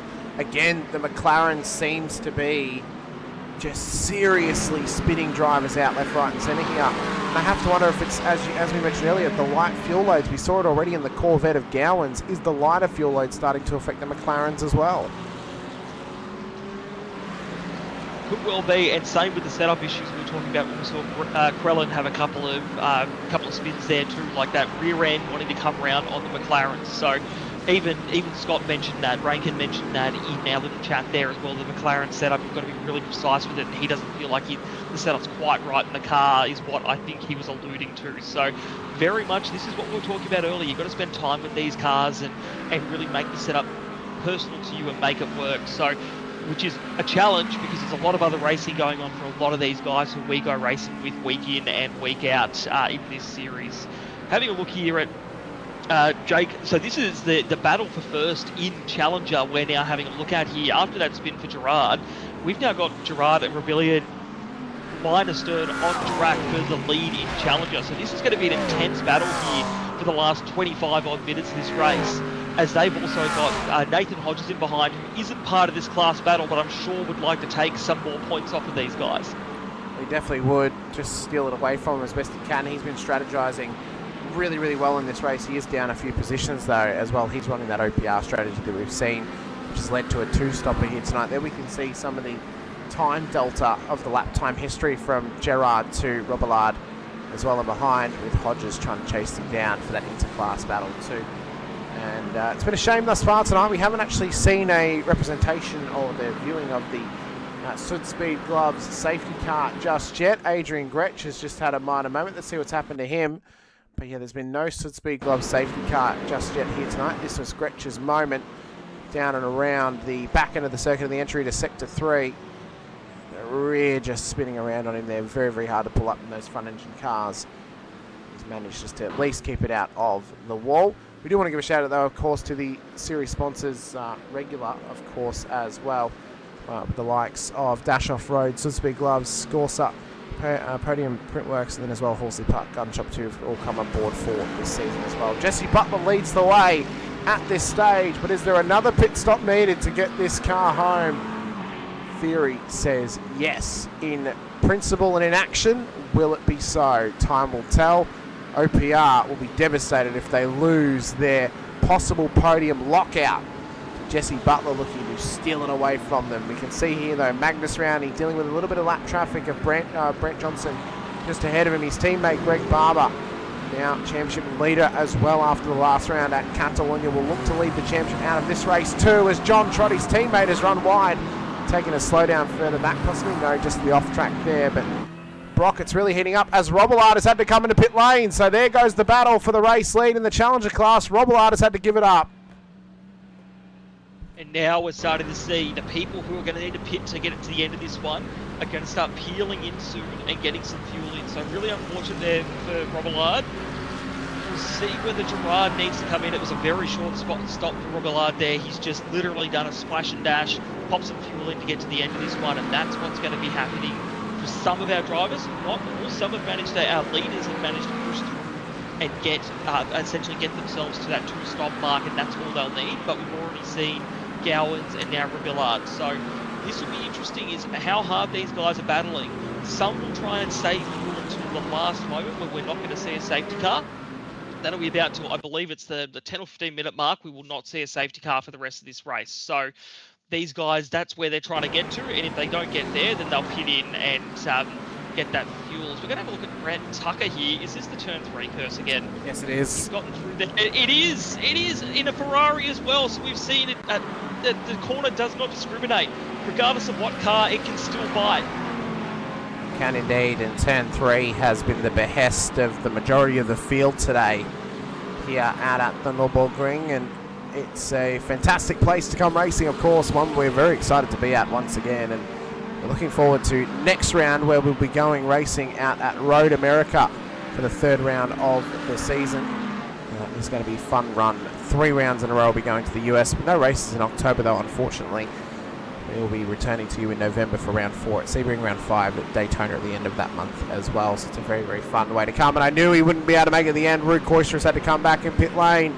I knew it was too early I knew he couldn't do it there, Brock, and unfortunately I hate when I have to be right, because it means now that Koistra is going to be down the order, where those that have strategized to a two-stop have played it to perfection.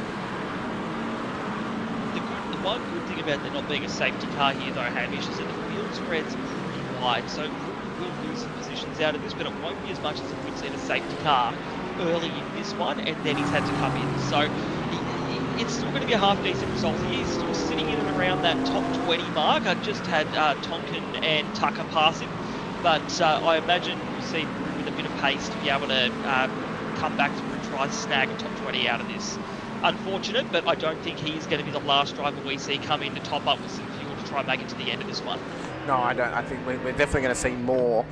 It's just where is he going to end up in comparison. Robillard, we already saw him come in for a top-up. He's actually gotten past Koistra from this stop as well, but he still needs to try and chase down Matt Gerard, who is 27 seconds up the road. That podium currently sits Gerard to Johnson to Ben Brooks. There's actually a few Frog Leap Juice Racing drivers on that podium as Luke Capozzo gets an off-track further round. Will enter turn 3 here. Keeps it nice and clean, better than his teammate Brant Tucker did, who spun it round a little bit before. Continues on to this stage of the race as well. Scotty Rankin, we know he's under pressure now from Daniel Magri. Magri shouldn't need a pit to get home. He pitted on lap 42. He should be fine in terms of the mathematics to figure out the strategic capabilities of these drivers and these cars as well. Ultimately, those that have pitted prior to lap 40, you look to think, are they going to make it home? Those being Ben Johnson, P2 in the Challenger class, Jesse Butler, the race leader at the moment, as well as Jack Bird further down in P21. Other than that, everyone around a patch of ribbon to lap 39, and as well Matt Webber lap 39, and Leo Dreyer who've been on lap 32. So there is still a little bit of decontamination to happen here, with a third stop to come for the majority of the field, as everyone is pushing the absolute limits at this stage of the race. And that's what makes this challenge. That's what makes this series a bit more challenging. The admins do a really good job of not just making it a slam dunk, this is how your fuel's going to work. You really do have to think about your strategy right from lap 1, and that's with fuel save. Whether you choose to go all out on fuel save, you are making a decision early in this race about how you want to approach the back end of your race. And that's what makes this such a cool format of 2 hours, solo driver, with a fuel cap in place as well. It means that you have all the details you need at the start, but you've got to be thinking, you've always got to work backwards from the end of this race to the start if you want to try and win this thing. A bit like what Butler's done so far. I'm not going to say anything's done just yet because we have our doubts there, but he seems to have worked this well from the back of the race to the front. And now with 20 minutes or 19 minutes left to go, to be curious to see just where he goes. Looking at Leo Dreyer here as well, in a nice little pocket all by himself, up in 5th place here, up a couple of positions on where he started too. So Leo showing that speed that we saw him have in Barcelona as well. And Butler's in the pit lane. Butler's in, so we were right. He couldn't make it to the end of this one. Leo Dreyer is in as well. So we're seeing these last few cars peel in. That's the leader of the race, which is going to give back this OPR 1, 2, 3 podium lockout, which we were talking about. Now the question is, can all three of those guys make it to the end? I think so, based off what we've seen on the pit stops, but we'll have to wait and see. I think so as well, and as well as that, we know that Matt Webber is going to be in a similar position, as will this man here, Patrick Reardon. Both of them pit on lap 39, and I don't think they can make it either here, Brock, and they're going to have to make a decision soon on when they come in. We then look to Ben Johnson, who's coming into pit lane as well, so off the podium he goes for the Challenger class. That will now promote Brant Tucker up and onto the podium. He's to gain 2 more spots, so if he wants to come have a chat to us post-race. Of course, we only chat to the race winners, otherwise we're here for about another hour, chatting to 6 different people, unfortunately, after such a long race. I don't particularly want to be around until midnight, Brock. I don't know about you, but that's the nature of late-night racing. It just means we only have enough time for the race winners, unfortunately. No, look, honestly, if we had it our way, we'd talk to every driver all night long, but I think a lot of us have jobs to get to tomorrow morning, so we have to, unfortunately, only chat to the winners, but I'm sure we'll get to hear some of the stories throughout the week. The Discord usually gets pretty active after a round of PEL, so that will be good fun to unpack. But looking at this little battle pack here, battle pack, I say, it's a couple of cars trying to work their way through. Brad Coates here, up in 5th position, up 13 positions on where he started, so worth shouting that out. The Revolution E-Racing driver having a really good run in that Shield Coat McLaren. Scott Rankin, though, right behind him at the moment, and looking pretty racy for a guy who's trying to fuel save to get to the end of this thing. So I don't know, Mr. Rankin might be tired, but that racer's DNA, that sim racer DNA courses through his veins, and I don't reckon he's done having a crack at this one. Well, I'm not surprised that he sounded deflated as Daniel Magri now gets a slow down in behind him, so that'll ease the pressure. I'm not surprised he sounded deflated. You know, Scott Rankin's had a big day when he sounds very, very low energy and he almost sounds upset. That's how you know he's had a very full-on day, which he has, and it's a very, I get very similar to him in that manner. I suppose maybe it's the autistic part of both of us, where we put all of our energy into a day and then all of a sudden we get to the end of it and we're just burnt out. And I think for Scott, he won't be far out of bed tonight. I'm probably glad he won't be coming to have a chat to us post-race, which is a very rare occasion that he's not happy to be having a chat to someone, as Owen Coleman continues to rise in the ranks here. But yeah, for Scott, I think he'll be happy to see his pillow, and he'll probably be happy to see his bed for the evening, I would say, after his very, very long day. Not everyone's going to have to pit 3 times tonight, Cher, just to be honest with you. A lot of people have strategized to make it a 2-stopper today. That was how close the fuel was, actually. So because a lot of drivers actually made it a 2-stopper, it means that not everyone actually needed to pit again. So that's the one thing they're thinking about now. So I know we said it was going to be a 3-stopper. I thought it was going to be. Locke thought it was going to be 2. I don't think neither of us anticipated that we were going to see 2-stoppers work, but ultimately we have today, which means we may see it work that way again at Road Atlanta next time on track, because it is a shorter circuit, much less fuel usage. That should be one to keep an eye on, as this is starting to fire up inside of the top 10. Brad Coates has caught a little bit of traffic ahead of him, lap traffic of Jesse McMenamin. How can he get past it and how can he traverse it? This is tricky. I think, in my mind, if you're in this part of the race and you're a lapped car, that you probably just need to jump out of the way here. This is a battle for the lead at the moment. One of the lead cars, excuse me. And this is making it really difficult. Contact! And look at that. Coach has gone around, and that's in the sand trap. That should have never happened in that point of the track. The blue flag should have just popped out of the way. That just got in the way of a great battle unfolding there. And he's turned in, not expecting McMenamin to still be there, ultimately. And yeah, I don't know why he's holding them up like that, because yeah, unfortunately for Coates, that's now taking him right out of it. Really unfortunate for Brad. That's allowed Rankin to get past, but it's also allowed Magri to get past too, although we suspect that Magri's good actually now on his fuel. So we'll see what happens here if Scott Rankin can get back past him, as Owen Coleman has had a mistake and had a moment, and that will end it for Coleman's charge. Back up the order, and it looks to be down at the nemesis corner of possibly turn 3. I reckon you're right there, and the witness marks say everything there. So we're going to have a look at the replay. Turn 2, down to the turn 3 here. And it's going to just go around to the middle of the corner, as we've seen. Contact from behind as well from another car. More contact as he's right on the racing line there. It's a really difficult one for drivers to avoid. They've either got to go inside or out, but they commit so early there. And now it looks like Owen Coleman is parked up, and he's been given permission to tow, so he will get off the circuit with no safety car. Yep, so that has ended his race, unfortunately, for Owen Coleman. That will drop him down the championship order. Of course, we don't know where the standings lie until the drop round is applied later in the season, but ultimately this would undoubtedly be his drop round for this season, Brock, if he can't put it together across, or if he can continue to put performances down across the next 3 weeks as well. As this round he continues to lead the way to his teammate Greg Barber and John Trott.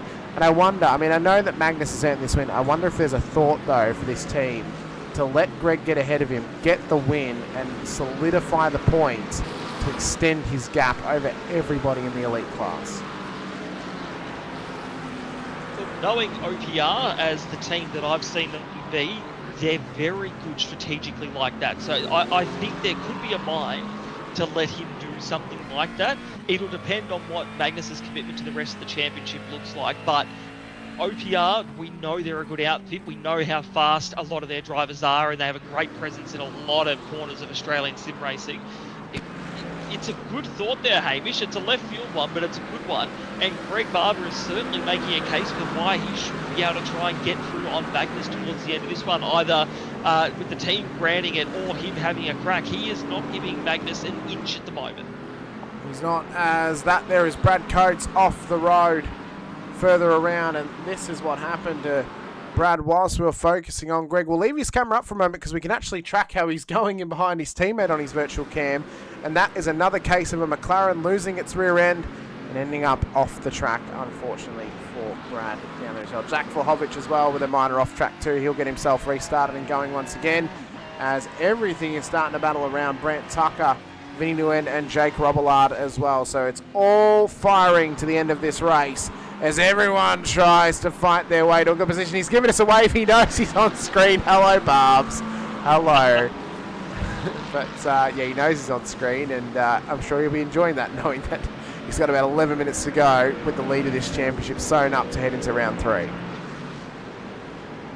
Yeah, good to see the smile there from Barber. He was loving that. I reckon he had someone in his ear going, "You're on the TV, give us a wave, give us a wave." It's probably Mr. Carton himself, Stefan McCartan, but yeah, quite possibly him as well. But as we see though, Greg is in dominant form, and this is what I expected of him last season, Brock. I was actually quite disappointed to see him in a unlucky position last season to not do better. I knew he was capable of this from what I've previously seen, and I'm not surprised that he is in this position this season. OPR, that for a long time have been known of a great strategic mindset. We've seen it before in other officials for endurance racing and even in other events as well. And it's not too surprising that Barber may be, you know, if everything goes his way, he may be 3 rounds away from claiming the championship for himself here at PEL. Oh, absolutely. And you know what? We were thinking about Barber earlier and whether he could get this done, whether he could get up to the podium. He was obviously a little bit further down, but he's done a great job and worked through, kept it clean. We said earlier on in this one, keeping it clean is such a big part of these races, just being able to not get any penalties, not get involved in any other incidents, and that's exactly what he's done. So whether he gets the win or not tonight, a second place is an excellent consolidation of his first round and really showing what he's made of for the rest of this championship. Oh, Vinny Nguyen, another moment for him. And there's been a couple of moments here as well. Ben Wilkes is one of them who's had a moment with Daniel Piper. This looks to be down at turn 1. I think Wilkes has actually lost it on his own for AITX Revolution E-Racing. Yeah, Piper actually didn't hit him, which is pretty lucky actually. And this was Nguyen's moment, but this was with Piper. Was that with Piper as well? No, it's one of the Everything Simulating cars. Comes around turn 3, actually made it past turn 3, but the contact was actually at turn 4. He just actually set him off the road, so I think there'll be a penalty coming the way of that Everything Sim Racing entry, which I'm actually not quite sure who it was, so we'll have to find out post-race where that penalty is going to be going. But we've only got 8.5 minutes to go here. Magnus Rowney, Greg Barber, John Trott are only 9 minutes or 8 minutes away from an OPR podium lockout.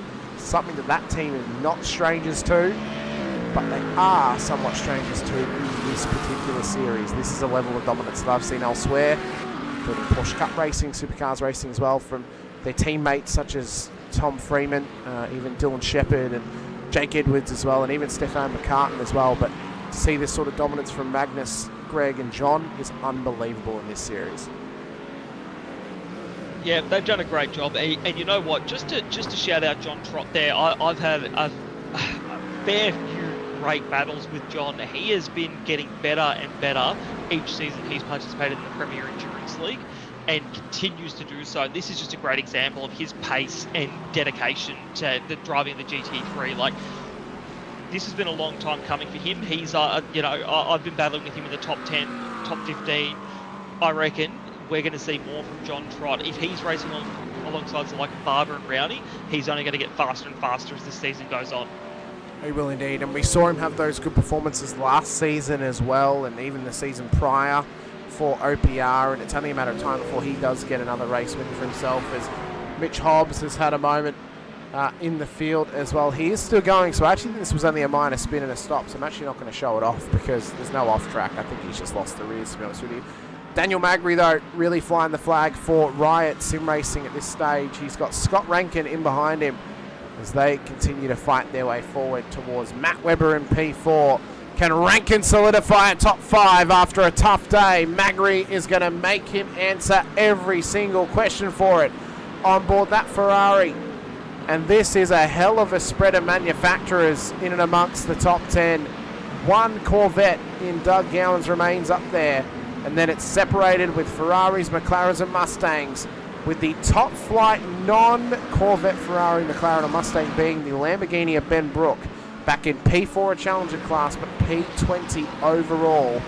Shows that the field is enjoying those previously mentioned manufacturers at the top end of town, but again, how the landscape has changed with GT3 racing. That's exactly it, and it's interesting when you see, even though you've got, it's so easy for everyone to choose just the one manufacturer, it's still really cool that there's 3 manufacturers that all bring some level of strength to the field. So that's actually really interesting to see that even in this top 10, well, that's 4 manufacturers with Doug Gowan's there in the Corvette as well. You know, we've got a really good split of the really fast ones, and then I love seeing some of the other drivers throughout the field, like Ben Brook and like Chapman Treya, the Lambo and the Audi. Give it a go, Vinnie Nguyen in the Porsche as well. Like, we're not just seeing, it's not a one-make cup we've got going here. We truly have a diverse field of GT3s. So, absolutely cool to see. And these guys, some of them, they do really make them work. Even if they're not the best car out there, they still make them work out there on the field. And I think that that's part of the enjoyment of watching this series. Exactly right. And one thing we're seeing now is obviously some good strategic manoeuvres from some cars. As fuel now coming down pit lane. Matt Webber, inevitably, we thought he'd have to. He tried to fuel save it as much as he could, but he couldn't quite get it home. Greg Barber has a minor off track down at turn 2, but he keeps this car going. The question I have for you now is, when does Patrick Reardon, oh no, he already has pits. That question's already answered for me. It's not when he will pit, it's when he will pit. It was lap 55. So Matt Webber takes his final stop of the race. It should mean now that everyone inside of the top 10 can get their cars home. And guess where Jesse Butler came out? P6 after all of that. So he was leading at one stage. He's P6 to this point, up 4 positions. So still a good result on the day, as Brent Tucker has found the grass on the back stretch. A wild run for Brent. It's not rallycross, but he certainly made a joker lap out of this one. What has happened to him down here? I think he has been dumped, for lack of a better word there. Oh, he has. And it's Jake Robillard. Absolutely dumped. And that's a challenger battle there. I think we found the culprit for the dumping of Vinnie Nguyen earlier on as well, because I think that was also from Robillard. I think you're right there. So Robillard really getting involved in some incidents in the back end of this one, which I'd imagine, I think he might have gotten a penalty for the Vinnie Nguyen incident. He did. He got a 25-second penalty for that, and I reckon he's got another one coming his way for that Brant Tucker one. I can't see a world in which race control doesn't penalise him there. Well, we're also just seeing as well, there was just, I believe, a minor off track for Ruud Koistra. He is still going though, and we'll try and get a replay happening of that one for you. This is how it happened. Was this down at turn 3? It was down at turn 3. It's happened again. So another incident down at that corner. And again, it is becoming this. They need to rename the corner to Struggle Street, honestly, Brock. I mean, it is Struggle Street for the whole field today. It's unbelievable. Maybe we'll call it Elmer Street because it's been such a nightmare for so many drivers. I like that. Yeah, Mike Myers just waiting around the corner at turn 3 to stab some tyres, I reckon, because no matter what, whether you're in first or last in this race or anywhere in between, turn 3 has just been the place to go to have a spin and test your patience there. And Ruud did a good job to catch that one, though, I will say, to get the car back right again. He did a pretty good job. Brock, I got to call you out for this because you've tried your best to get a horror reference in there for the Nightmare on Elm Street. You'd be looking for Freddy Krueger on that one, not Mike Myers. That would be the Halloween franchise you're looking for Michael Myers. But, I'll cop that. Next time we do a Halloween reference, I'll get that one right. Very well. To be fair, you referenced the holiday prop, please, since Michael Myers is from the Halloween franchise. But yeah, the one you did before there was Freddy Krueger. Jesse McMenamin has had a moment now as well. Ben Brooks coming to pit lane. So some late splash and dashes are starting to happen. And it's happened again at turn 3. And this time it's McMenamin that has been caught out with it. My goodness, he's just... and it's the McLaren. The McLaren's the most prolific car at that part that these things are happening. Ticket prices for Turn 3 have skyrocketed after this race as well, Brock. They've tripled. That's where all the action's happening today. Best place to get a photo or a video to pop up on your Instagram or TikTok, I reckon. It's the new YouTube corner, I think. They've moved it from the Gunahula onto the stadium Grand Prix circuit, I think, as well. Magnus Rowney, though, he is on his 62nd lap of this race, an hour 58, 40 odd minutes into this as well. I believe, based on where he is around the lap, we should get one more. I think this should be the white flag next time by. So I think we're going to go 63 laps today. No safety car interventions. Green flag the whole way. And it has been an OPR, optimal performance. 3 cars on the podium to this stage strategize their way to a 2-stopper where currently, Brock, they've got laps in hand worth of fuel. This has been an extraordinary strategy to be played out. There's 40 seconds on the clock, but I think they're going to have 1 lap to go. Yeah, I think you're right there, but excellent effort from the likes of OPR here. You know, they're called One Performance Racing, and this was one excellent performance by all 3 of Rowney, Barber and Trott in that top 3. And I think you're right, they will get one more, they might get one more lap out of this to really solidify this victory. Barber's still right on the back of Rowney, but you can't fault these guys today. They have been excellent. They've played the strategy beautifully, the pace beautifully, they've kept it clean. I mean, you can't put a black mark against their name. You can't. You really, really can't. And actually, the timer is going to expire.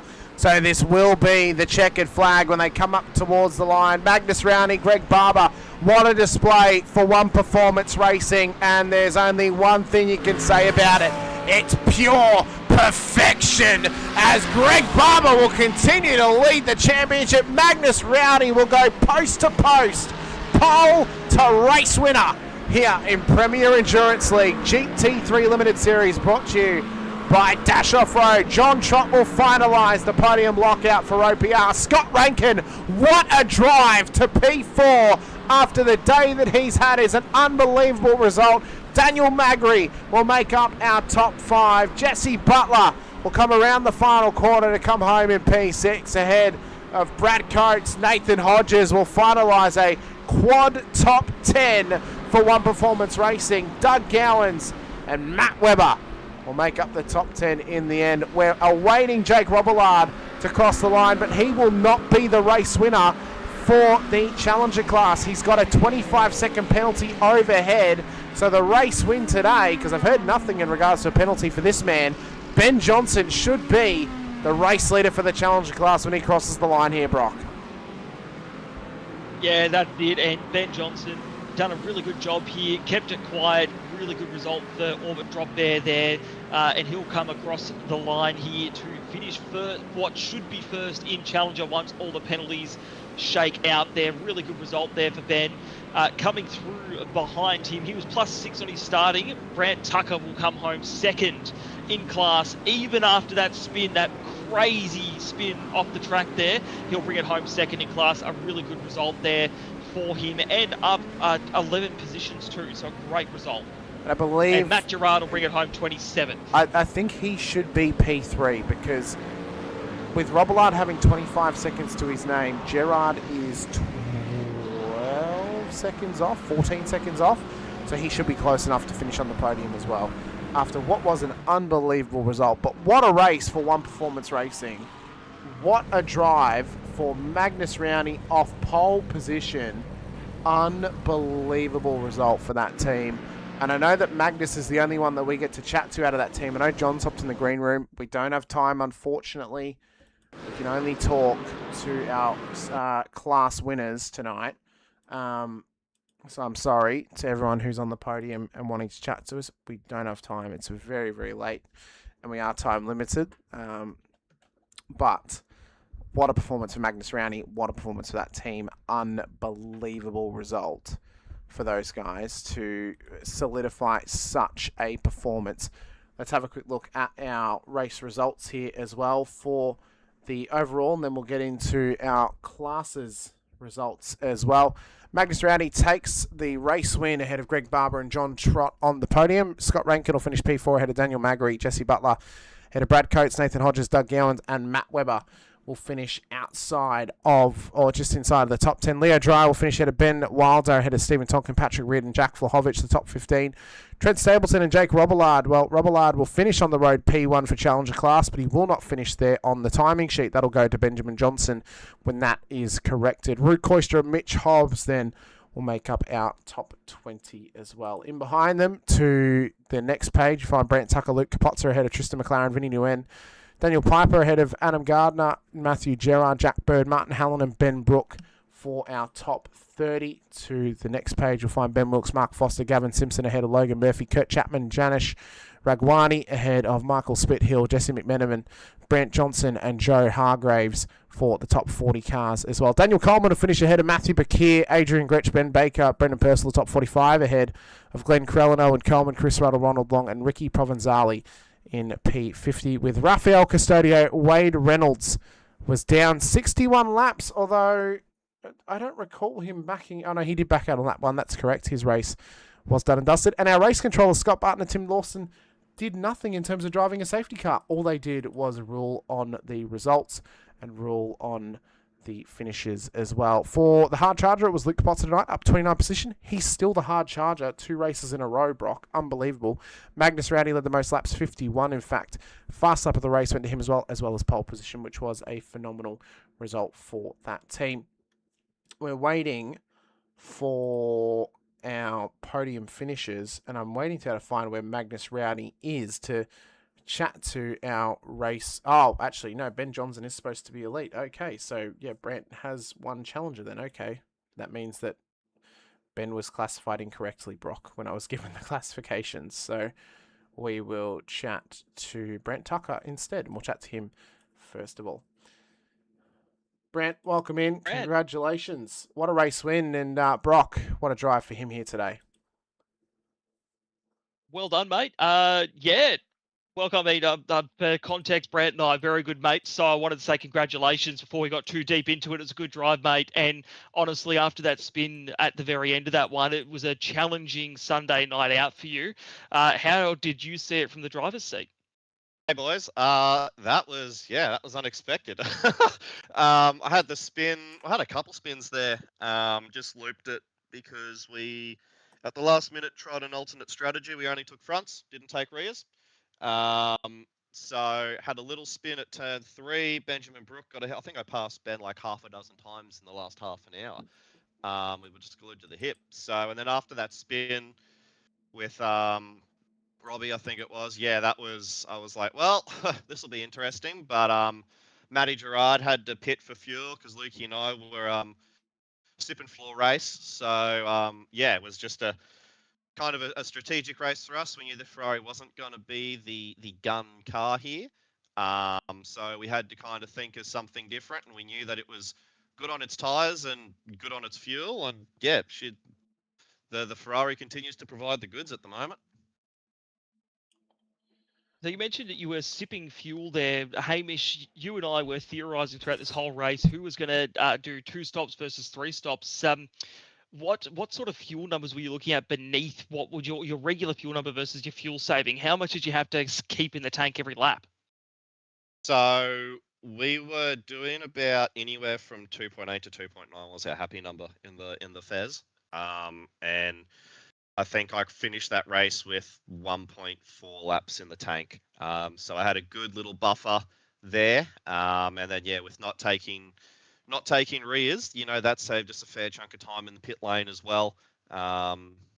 Did get caught out a little bit there when Reardon came down, come out of pit lane for position, made it 3 wide into turn 1, so that got a little bit dicey there, and something was disconnecting to making my PC momentarily freeze as well, so I was just hoping that the race would end. But yeah, that feels good. That feels very, very good.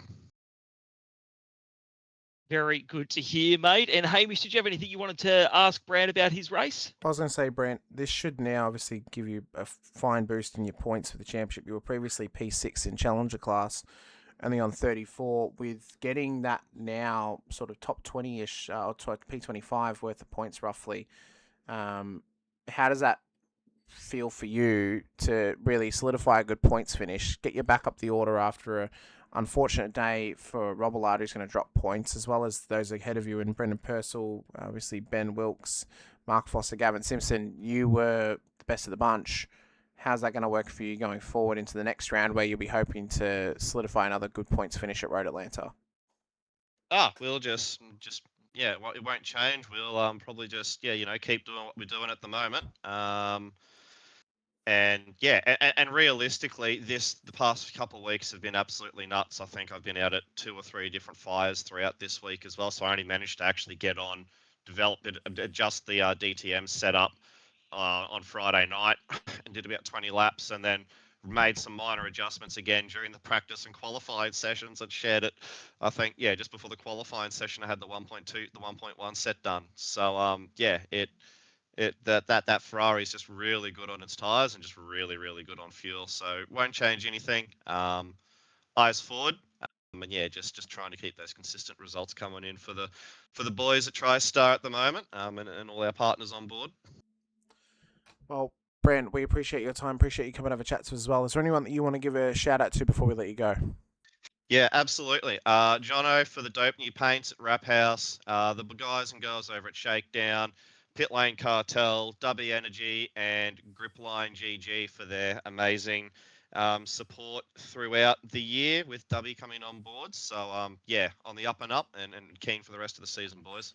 Well, we wish you the best of luck in the next round at Road Atlanta in just under a month's time. Congratulations on the race win for Challenger class, and we look forward to seeing you out on track again out in September. Cheers, boys. Thanks to you in the comms box and everyone at PEL for putting the show on. As always, great race. Thanks so much, mate. Really appreciate it. Next up, we have our 3 OPR drivers in there, Brock. I'm sure we could... I'm mainly saying this because I don't know if Big Lando is actually Magnus Rowney. I'm just going to assume that it is. Should we just drag them all in, because we could probably fit this in pretty quickly since they're all from the same team? They've only got one lot of shout-outs to do. Bring them all in. Let's hear their collective story. Sure. I reckon. We'll hear their collective story as we can. Boys, welcome in. Just need to confirm, Big Lando, I assume, is Magnus. Yes, that is me, sorry. Very good. No, that's fine. All right, welcome in. You get the very rare occurrence of having all 3 of you in here instead of just the race leader, because you've had an amazing race and getting OPR a podium lockout here in Premier Endurance League. John, we'll start with you just quickly here. To get that car up into P3, that's a hell of a result based on where you started this race tonight. That's a great drive from you. How are you finding this this McLaren after you changed over from the Mustang? I really didn't bond with the Mustang very well. I think it showed in my results last season, but no, the McLaren, it feels really good. I'm really enjoying the car. It's interesting. So, I mean, I've noticed a few issues that this car's been having for some drivers, with the rear ends just appearing to be getting loose based on their setup. Has that been a key factor for getting this car set up for yourself, and obviously for Greg as well, with you both running this McLaren? Has it been set up based that's been getting that rear end nice and stable, or are you just finding that it's gluing to the circuit for you? I'm pretty used to the rear end just snapping out. I drive the GTPs a lot, so they don't have much rear grip. They like to step out a bit, so I think the experience from that has sort of helped with the McLaren. Well, I mean, it's a stellar drive for yourself, and one where you've backed up your teammates not only to a triple podium, obviously a quad top 10 as well, obviously with Nathan inside the top 10 with you guys as well. Greg, you've now extended your championship lead over the majority of the field. With Owen Coleman having a poor round, does that take a little bit of pressure off you, or is it going to be business as usual when we get out to Road Atlanta next time? There's plenty of other quick guys to worry about. It's not just Owen. Obviously, Magnus was pretty good tonight, led it from the front, and tried to put a little bit of pressure on him towards the end there, but had to kind of be sensible at the end. Well, I appreciate you playing ball and being the only one to actually have their camera available to me today as well. We appreciated the virtual cam abilities of the VR as well, obviously. We want to get it for more drivers on there too, but I mean, how was it for you doing such a long event in the VR? I mean, obviously, I'm sure you're used to it by this point, doing a bit more endurance racing with OPR. Has it become kind of just a normal factor for you now whenever you go sim racing with the VR on? Yeah, I can't do it any other way. I do 24-hour races. Triple stint Le Mans in VR, so it's not an issue for me. Basically, it's just comfortable. It feels better to me than looking at a flat screen.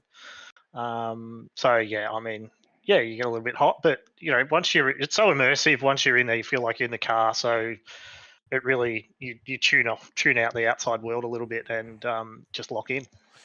Well, it's good to see you get full firing this season. Obviously, some bad luck last season for you ended up being that obviously you dropped some pretty crucial points last season.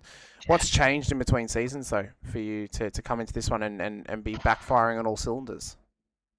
Well, new car, as Trotty said, just like driving the McLaren, it does get a bit twitchy in the rear, but you just got to be a little bit gentle with it. And tonight's race was 2/3 fuel save, 1/3 go for it. So it was pretty. I wasn't pushing too hard in the first two stints to really get it too out of shape, but and as I said last week, just being a bit more sensible on cold tyres. Last year, I did a little bit of analysis and found that generally when I made mistakes, it was on a cold tyre. So you might notice I go a little bit backwards on lap 1 2 weeks in a row. So that's just that, really, me being a little bit more cautious and knowing that it's a long race. Well, it's all worked out for you. You've strategized this perfectly. 2 podiums in a row. Obviously, the race win last time at Catalunya last month, and then into this month with a P2 as well. We look forward to seeing if it's going to be a 3rd podium for you coming up next at Road Atlanta next month as well. And hopefully you can continue this run of form for yourself and for OPR. But you didn't really have any answer today for your teammate, Magnus Rowney. I mean, Magnus, what a drive. P1 from pole to race win, post to post, coast to coast, however you want to say it. That is a hell of a race win, and one that you well and truly deserved. Was there any conversation with yourself and Greg of possibly giving up the win for him just so he could extend the championship lead a little bit more, or is it too early in the season for you guys to make that determination? No, we didn't really talk about that. When he got close to me at the end, I sort of put the foot down a bit, just to get away. I didn't finish the last race, so I really needed as many points as I could get to do well tonight. Well, you did that in spades, obviously. Last race didn't finish, started P10. This race, you put it on pole and you get the race win. That's a hell of a turnaround, obviously.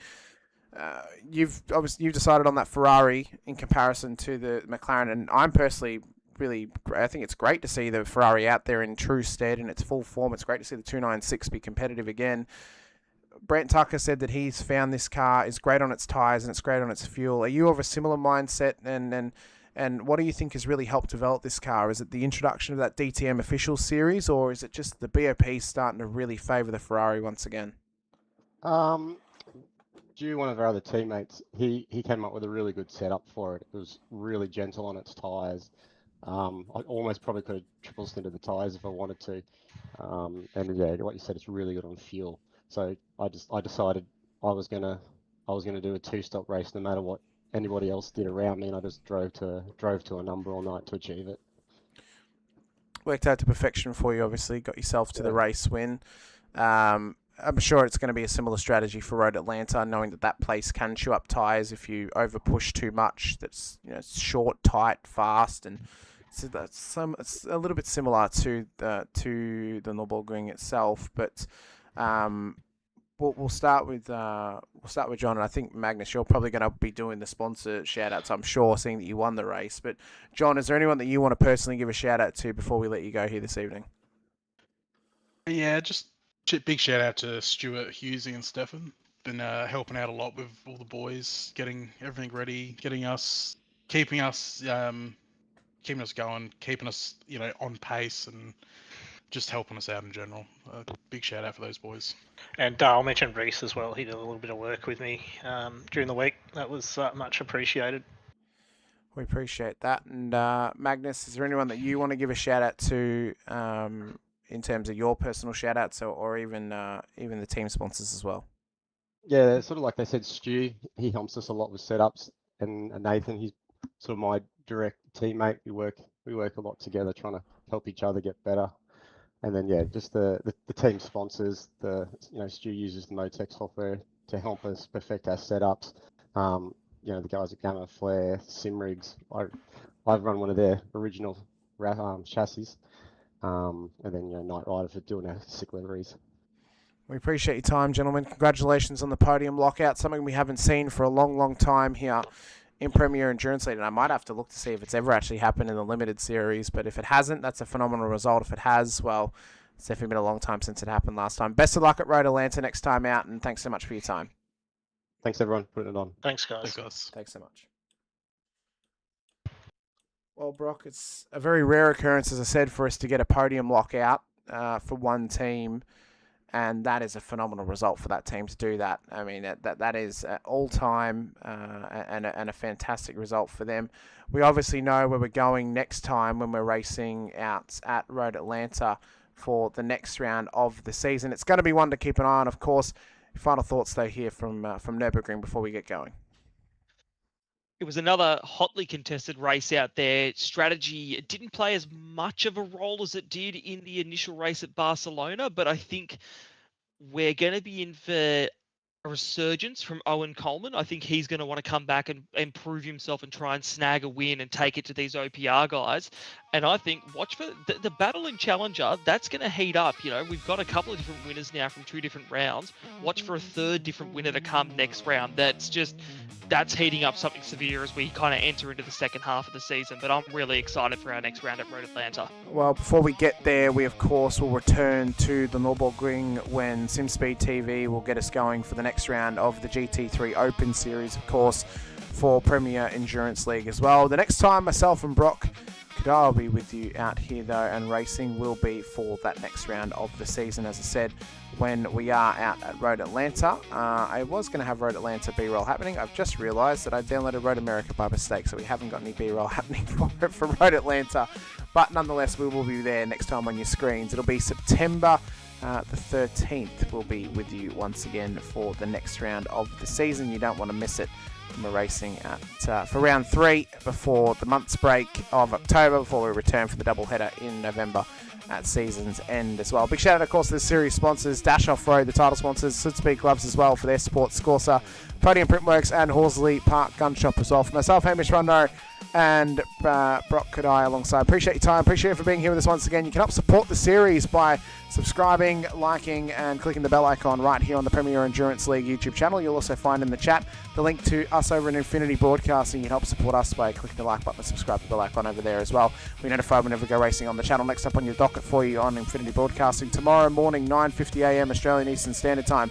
We go racing with Highside Motorsports for round 2 of the Clash as they go racing in Gen 6 Cup car machinery out at Watkins Glen International for the final road course race of the season. You don't want to miss it as the challenge for the championship continues over there in the United States. And then after that, Saturday evening, 8:30 p.m. Australian Eastern Standard Time, myself and Brett Fisher in the booth for the second to last round, penultimate round, last dropable round of the V8 Veterans season for season 28. And split 2 out at Adelaide Street Circuit, 250k, 78 laps to come your way in that one. For myself, Hamish Rondo there, Brock Kadai alongside. Thanks so much for joining us. We'll see you guys next time here on Premier Endurance League. We're out at Road Atlanta for the next round, but until then, stay safe, drive hard, and as always, bye for now.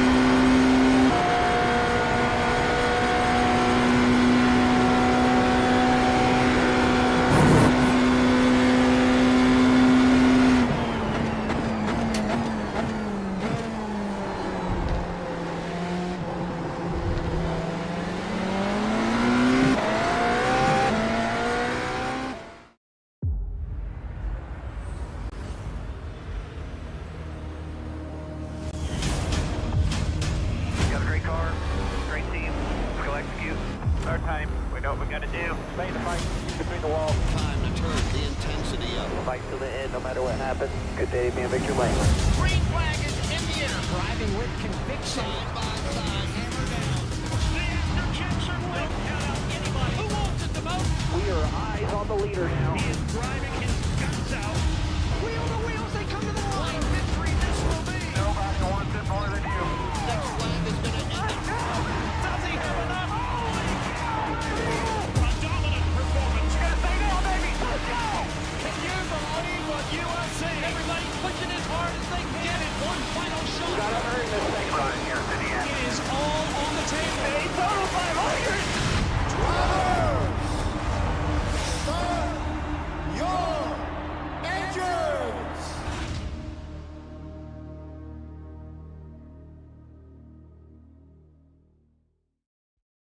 Racing isn't easy, but experiencing it is. iRacing puts you in the driver's seat with the industry's leading sim racing game.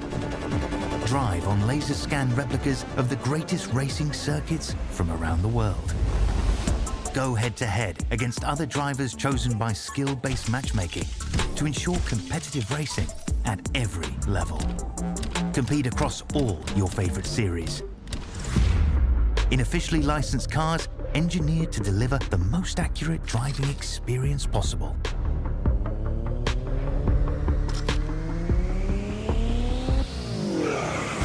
Join a race or host your own with players from across the globe. Race against the computer or in a league with friends. Feel the thrill behind the wheel. Visit iRacing.com.